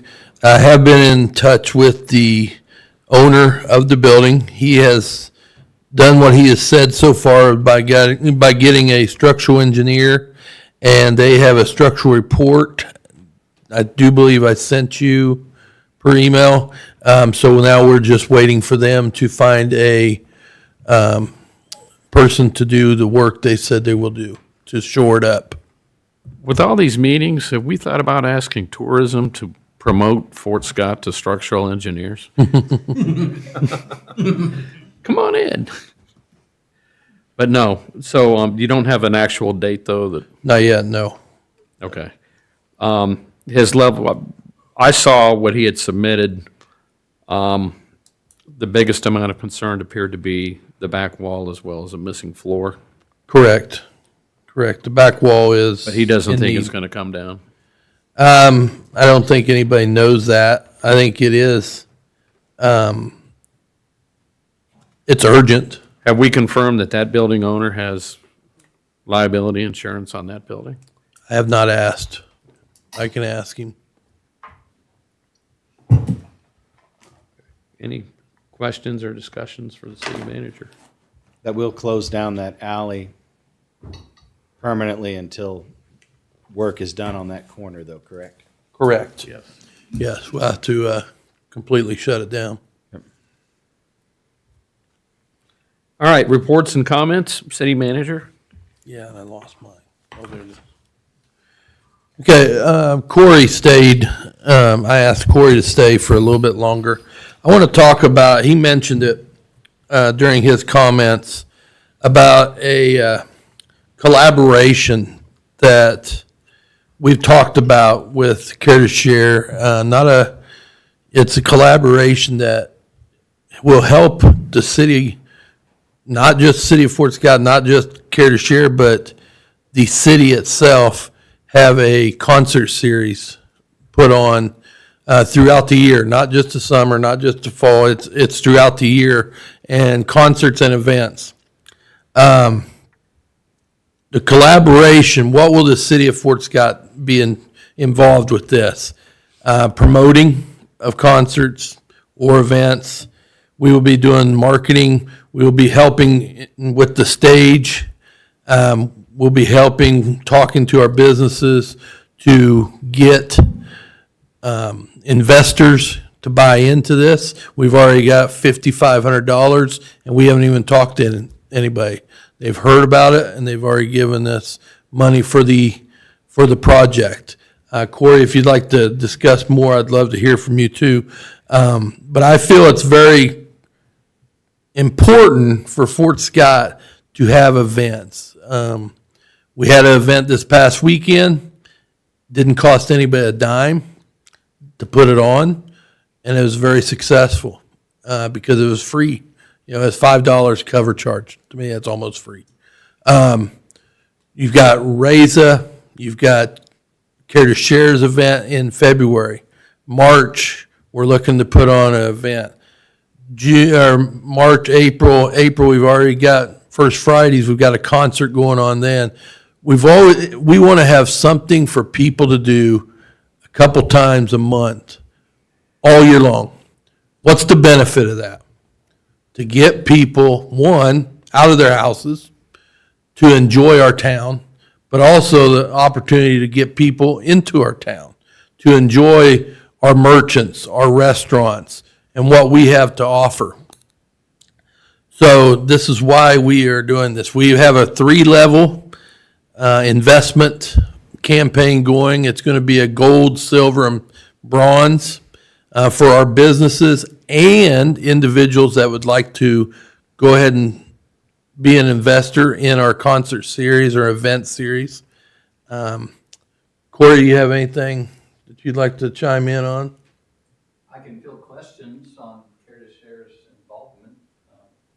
I thoughts, but Sure. I think, Kind of you caught you said- off guard. Yeah, this was not a plan. Yeah. Brad and I talked about it, and I threw it past our board. We're sensitive to our relationships with the city, with the community. We're sensitive to how the money is spent. We're sensitive to how people ask for money on our behalf. So we beat this up, and we saw that there's potential for a public-private collaboration that could benefit the public. We stand to gain nothing. We stand to lose little but time.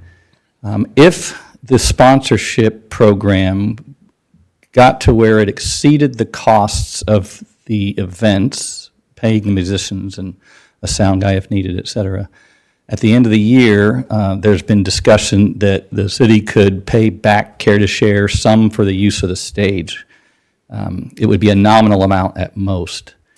To put in perspective, I mean, we do some events each year, but to put in perspective the amount of money we raise in those, last year's Fort Fest, our net was under $2,000. You guys know how much work that was. That was not for us to make money. I would love it to be, and I think it will be. And the year before, we did make more, but we're not getting rich on events. It is truly our way of connecting with our community. We didn't even bother to do concessions at the last dance party in the hall because Toadies was doing it, and we didn't want to infringe on their ability to make whatever they could. But when we do concessions at Memorial Hall, we put 2 to 4 people there for 2 to 4 hours, loading up coolers at our office, bringing them in, loading them back out, make $170, $300, something like that. At the end of the day, our volunteers are generating $10 to $15 an hour for our charity. The Elvis event had a little more than that, if you were to break it into an hourly rate. The luau last year that the city paid for either luau or the Zydeco, whichever it was, Mardi Gras, the city paid for the band, and it was free to the community, and we did make a little more money on that. I think we made like $2,700. That's a lot of work. I mean, we cooked 20 gallons of gumbo from scratch, making roux, about like 200 pounds of shrimp. So these events are really not for us, and as Brad said, they're not for the city. They are to connect to our community. And do we see an indirect benefit? We think so. We think maybe our memorials go up. We think maybe donations go up. But we asked for that stage. Careful what you ask for. We now pay insurance on that stage. We had to title and tag it. There's a pending tax bill at the state to avoid the sales tax on it, but that's a $6,600 expense that's hanging over our head that would come out of the grant because we built everything to have that headroom. But we got that stage to do what we said we were going to do, promote community. And we don't have the manpower to even do what our survivors need, let alone promote Fort Fest and go to the businesses for sponsorships the way I'd like to in an organized campaign. The city can bring that. So if Rachel Carpenter can get organized, I'm sure Lindsay in the chamber business, there's got to be some connection here where our merchants don't want to get knocked on the door every 5 minutes for another $25 for a Care to Share event. So if we can line up with a more organized, longer-term, like annual giving campaign, and we can just have a budget and we know what to do, we're not knocking on doors every day. And that's a great point. Our businesses do get hit hard for donations. And you make a great point. One time covers our whole year of concerts, activities, events, whatever the case may be. And you made another good point is it's a collaboration. It's not the city. It's not Care to Share. We're going to have other partners too. And just the dance party, not one person did the dance party. We had others helping with the dance party. We come up with ideas and then we pass them off. And so it's amazing how many people actually take to put a luau on or. I can tell you what Care to Share contributed to the dance party. I put in a good 6 hours of work on my Saturday as a full-time employed person. Donated my $500 some worth of lights and tripods, extension cords, Went in on Wednesday, actually, so we're probably up to about 10 hours. Went in and we checked out the sound system and got it working, which, by the way, you have a fully functional sound system, which always was, but it wasn't connected properly. Took several different people to figure that out. But this isn't for glory or for money, sadly. So I hope that the commission and the community listening supports what what the city is trying to do for the community. We hope we will be bringing a kids event. My vision last year, had we had this stage a little earlier, and everyone tells me I'm crazy, but I want an event at the pool for kids. I mean, we had that Taylor Swift thing at the Memorial Hall, and it was well attended, but not as many middle schoolers came as I would have hoped. Probably they didn't know about it. Love to do that, an outside event for kids. And the other piece, there's several more components of an organized, structured campaign to our businesses, is that this is our first year. If we can get a track record, and we know in January and February that we have X amount coming in, these acts need anywhere from 4 to 12 months to book them. So we could lay out our year, not be scrambling to get an event. We can promote the event properly instead of booking someone last minute. So it's trying to operate with a little more structure and a little longer range plan. And those operations are aligned with what we think will connect Care to Share to the community and connect the city to the communities. One vision Brad articulated was that if we get enough traction here, and we're drawing from outside of Fort Scott, which we already do, and then we keep drawing from further out in the regions, do we go back to the days of having a Jason Aldean come to Fort Scott? And we're really a draw. A regional draw, not just, hey, they're outside of Fort Scott, but they're still Bourbon County, maybe Farmington comes. We can do that. I wasn't here, but I know that this city they used to film Memorial Hall, not 20 years ago, on a weekly basis, at $20 a head. And now we can't put 100 butts in seats for free? We got to turn that around. It didn't happen overnight, and we won't fix it overnight. But these are the steps we take. I'll end of rant. Thank you, Corey. Just wanted to let you know what we're working on before you see the flyers out and about. And as some business owners, us knocking on doors, or somebody knocking on your doors, or flyers in the mail, or whatever the case may be. So, also, I just gave you. I mentioned last night, because they had their meeting before us, a combined meeting with the city and the county commissioners on 2/6 at 5:30 p.m. at Memorial Hall. Dinner will be provided. You have the agenda, which will go through the flag salute, prayer, introductions, work on some goals for these meetings. I think that would be an open floor so everybody can talk. I would like to start working on a mission statement for the group. Discuss NRP program for both city and county. Look at housing incentives, because that's very important to our staff, something we've worked on. And I will bring our housing community development coordinator, also our business development director, to the meeting with us to discuss some of those things. Also, we'll have open discussions from the commissioners and the public, because the public will be invited, and they'll have an opportunity to ask questions at the end of the meeting. And then we'll talk about the date for a future meeting. Meeting will be live streamed via Facebook Live. We don't have this YouTube stuff at Memorial Hall, but we will have Facebook Live. Like I said last night at the meeting, we started these when it was before I was city manager. They had these meetings. I felt they were very good. I think they just went downhill a little bit, and we need to get back to it, because believe it or not, we need each other. They need us. We're the biggest city in the county, so they need us, but we also need them. If we can work together, I believe we can do a lot more things. Just here's an example. Look at the hospital. Freeman coming in, we worked together to get that done. It wasn't just one person that got that done. It was a bunch of people from both city and county. So I believe that it's very important for us to get back into that, to work together to make both teams really strong. if you looked on Facebook today on the Fort Scott Facebook page, Rachel put pictures of the new bridges at Nelson Park. They were installed over the weekend. I think it was over yesterday. They were installed, really nice metal, bridges that go across the waterway. Should be really sturdy for a long time, I hope.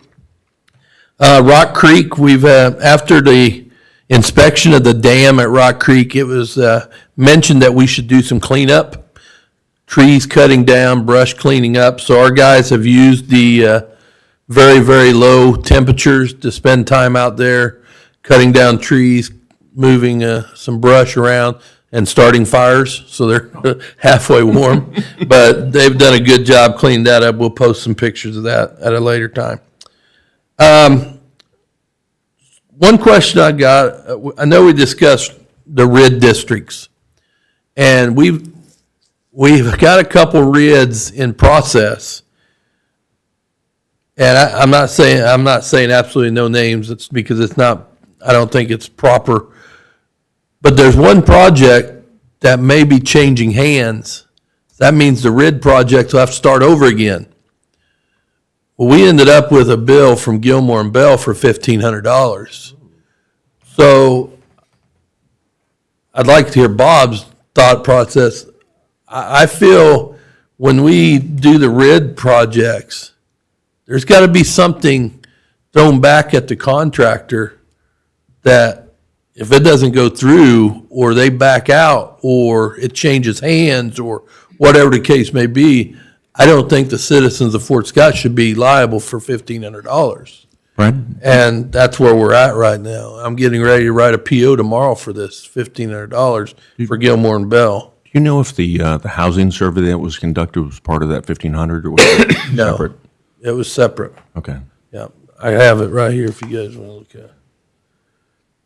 Mr. Oh, I'm sorry. It did have preparation of housing needs resolution, distribution of the same, and work with the Department of Commerce. Okay. But yes, this is for one project though. Okay. So I guess I got questions. On the RID district itself, the state can set the district, am I correct on this? The state sets the district up, and it's just sitting there. We disperse the money to them, I believe. So if the contractor don't want to do it, the district's still there, it just goes to another contractor, I believe. Yeah, because that was If they want to go through it. Yeah. Garth will have to start the paperwork all over again. Because our original proposal that we made was to rid several districts in town preemptively. Right. And go ahead and have them already set up so that when developments were ready to take place, we already had the districts established. He's only started on two. Right. No, Because that's the yes, sir. only two that want to go. Right, no, See. yeah, that's because we changed tact. So originally, when it was presented to the commission and voted on, there were, I think, 13 areas that we were going to go ahead and rid all 13 areas at one time and have them preemptively created as RID districts, and then if development took place, the districts were already in place.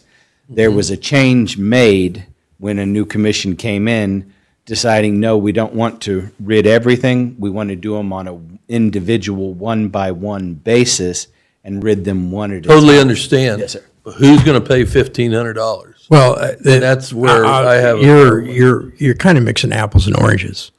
Setting up the district is, as you've indicated.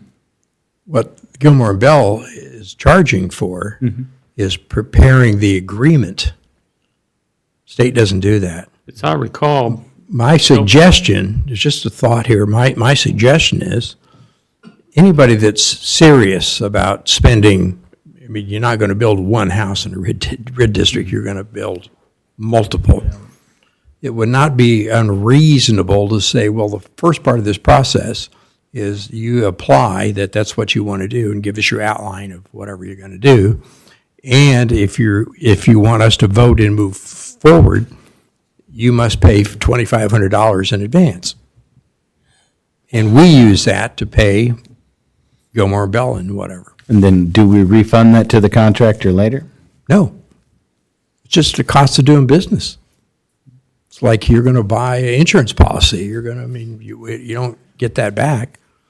If you're serious about spending X thousands of dollars, $2,500 should not be, well, I can't afford that. If you can't do that, then you're probably not going to be successful. That's a very nominal amount, and it covers costs. Wonder if they get administration money back, the RID owner.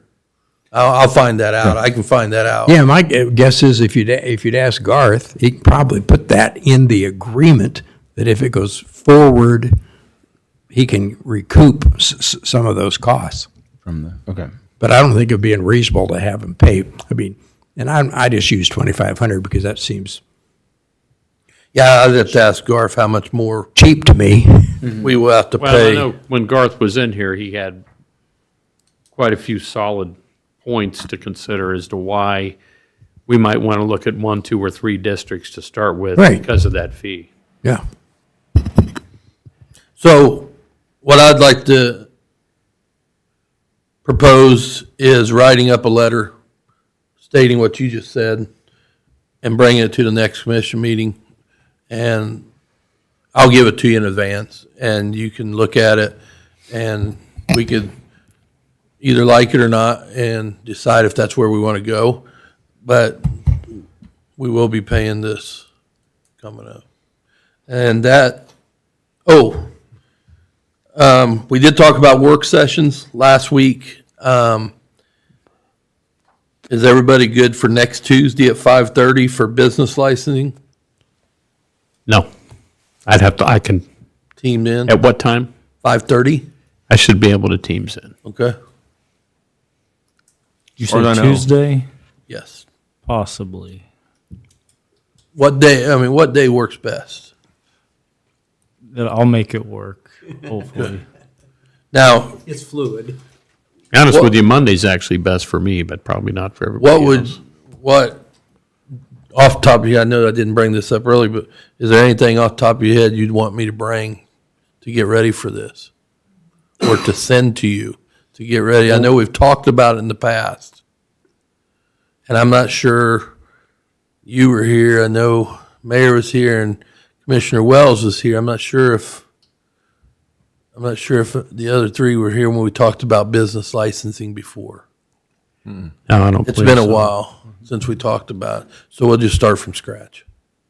I mean, you could bring that information that we had put together because we had done research and gone to all the other cities and pulled what they were charging for different services and what all the surrounding communities did. And so all of that information should still I'll be get available.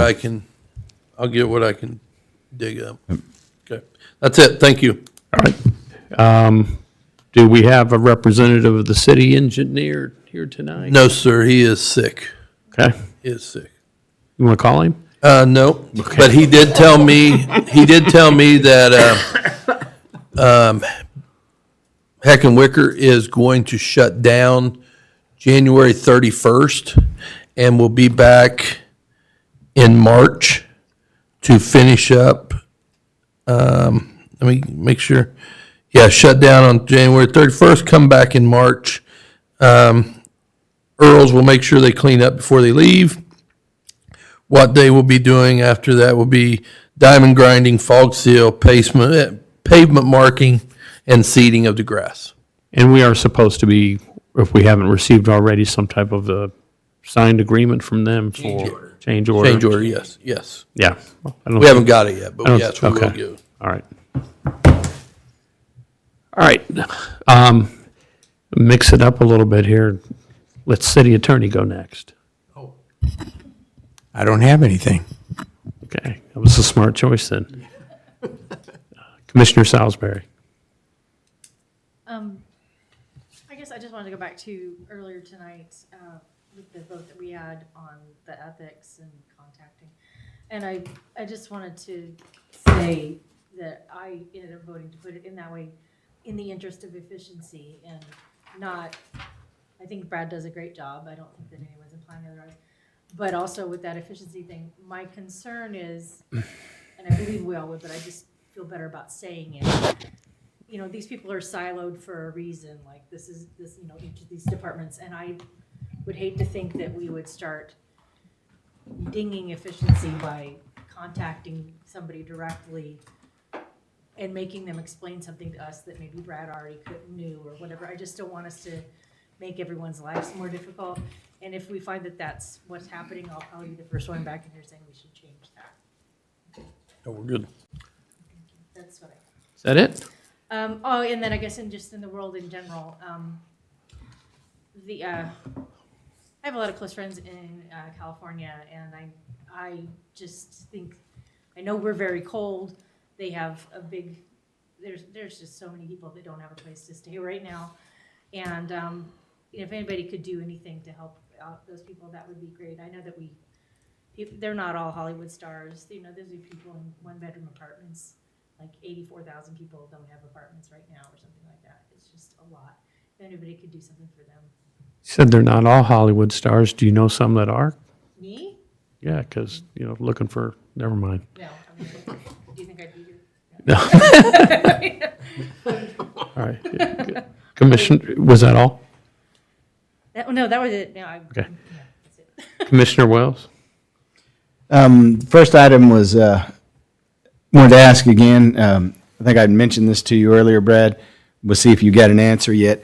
According to the information that I was able to find, originally that was plotted as a road down through there. And I'm talking about the property, tomorrow, the property behind Go Car Wash and between the fairgrounds is going up for auction.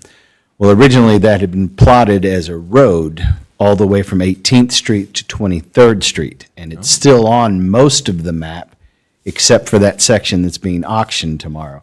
So my question was, did we deed that piece of land away, or is the road still plotted to run through there? It'll still have your easement for your road. Okay, yes. because on all the other portions of the map, it actually shows the road Yeah, on the easement. It'll still have our easement for the road. Okay. Will we ever put a road there? I'm not sure. I mean, it might be, according who buys it, there may be multiple businesses back there or something. Maybe you'll want a access road or something, might be good. Okay.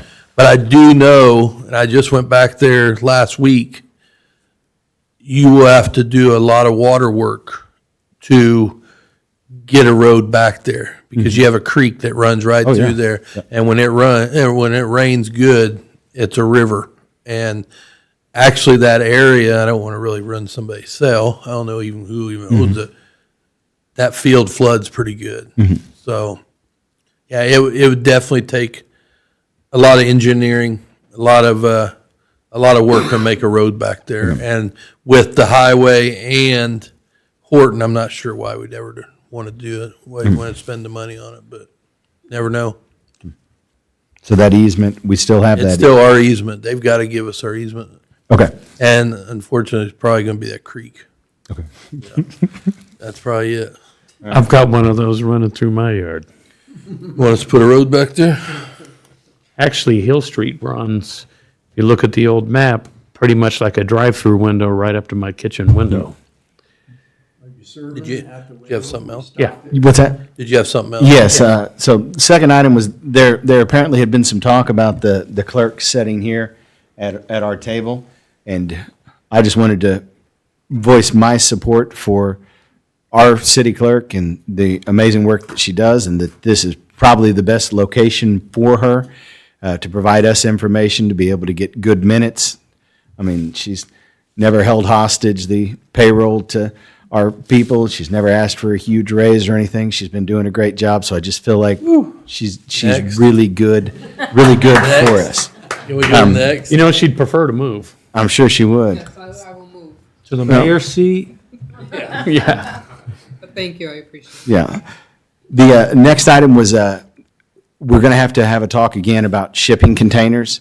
I've had a few citizens reaching out to me about new containers that are being dropped in random locations around town, and they had thought that there was a moratorium on that, for lack of a better term, or a code that said that they couldn't do that. And then there's also some people that have been purchasing not the sea crate containers, but portions of semi trucks and using those for storage as well, based upon the fact that everyone around them is getting the C crates and putting those in different locations. So I know we had talked about that last year.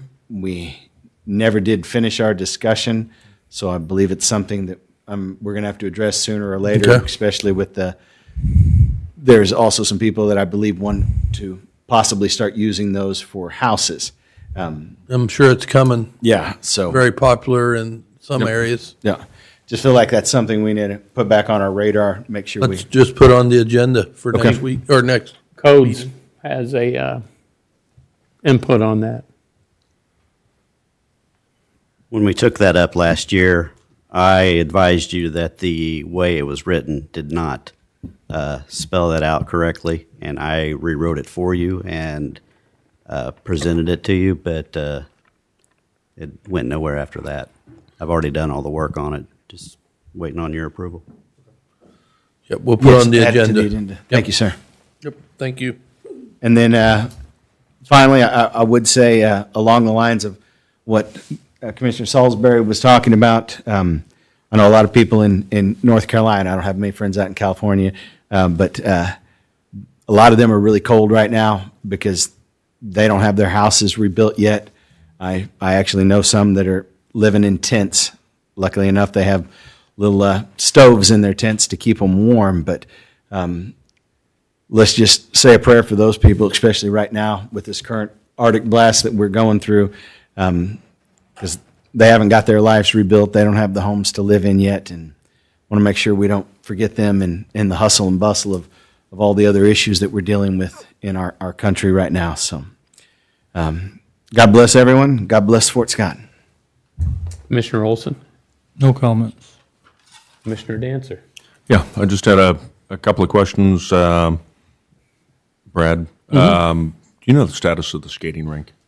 I drove by yesterday and I saw that it was still up. Is it supposed to be up for a while still? I'm not sure if it's open. I can ask her to see. Do you know, It's are not, you taking it's it not down? currently open. Okay. It will be taken down. Are you- We were waiting for an Arctic blast. Yeah. Today be perfect. Some more, we're waiting for some decent weather. Yeah. We've got a couple of dates that we're looking at here in the next, but it won't be for a few weeks based on temperature, as long as the city doesn't have an issue with it standing there right now. Okay. But yes. Is it not skatable right now? There is no one. Yeah, it's just intended, I think. Yeah, the plan was originally to run it through January, and so, I just wanted to know if someone could get in there and get hurt. That's my thing. no, it's all secured and locked up right now, so. Okay. Yes, ma'am. Could sell some private sessions And while you're waiting. a couple other things, Bob, Parties. I asked you about a Listen, report a couple times last year. It's just something I was trying to put to rest. I was just wondering if you could have it before the next meeting. Sure. In fact, I brought it a couple of meetings ago, but you never mentioned it, so I didn't say Okay. anything. You don't carry it with you always? You want to No. put that on the agenda, or?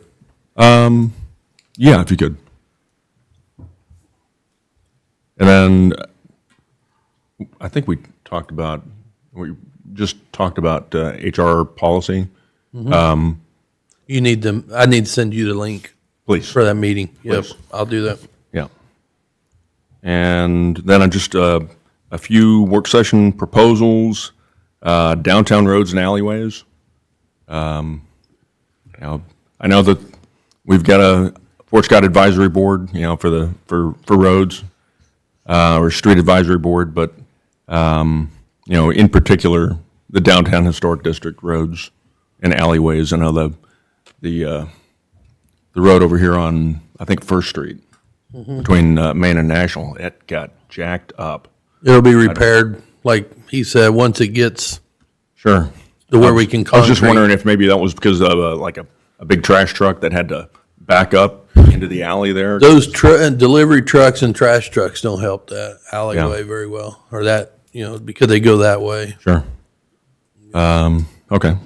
Another one, just a proposal, road signs.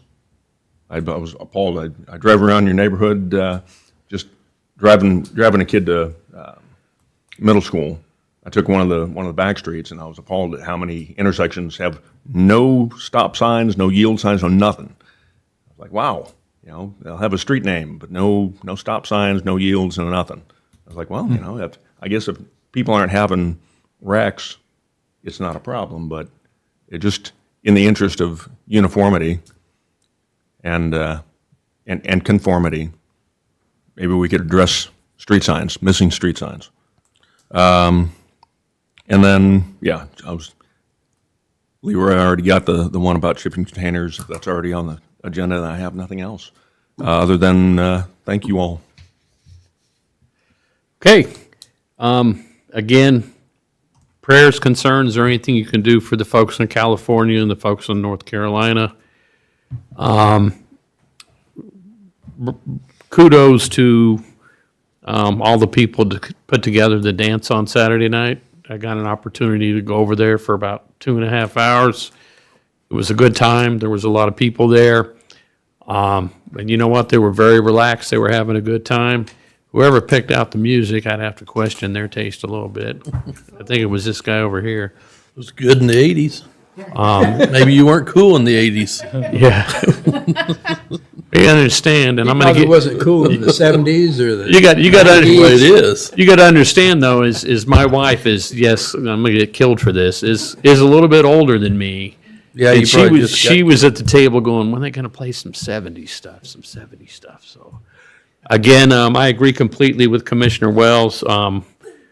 Lisa, you're kind of the administrative and process glue, and we want you right here where everyone can see what a great job you're doing, even though I know you'd rather be sitting back there in the back somewhere, and we appreciate you very much.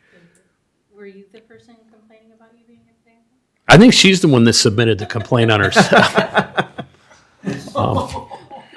Also, you'll notice something a little bit different as far as our vote roll calls. The mayor doesn't have to be called last. And for those that have read and understand the procedures and policies, when it comes your turn to vote, you can actually pass, and the clerk will come back to you at the end of the vote to be the last voter on it. So, I mean, let's use the I policies. thought there was an ordinance passed where you couldn't pass or abstain, or count as a no vote. No, you can abstain, and actually at our policies and procedures that we reviewed in the first meeting, it stated that when it comes to your time, if she calls Commissioner Olson, you can say pass, and then she'll have to come back to you again at the end of it. I mean, if you would prefer that the chair vote last, I'm happy with that too, but I It mean, makes no difference to I don't me. think it does either. I just thought a few years ago, there was a ordinance passed because a commissioner liked to abstain so many times that if you passed or abstained, it counted as no. Well, if it's a tie vote and there's an abstention, the abstention counts as a no. Oh. So if it's 2-2 and one abstain, that means the motion fails. So, and then again, I do appreciate all of our city employees, our city manager, but especially our city commission. I heard him today talking, at the meeting last week, talking about someone was sitting down saying that, the county commissioner should think about giving themselves a raise. This was a citizen saying that.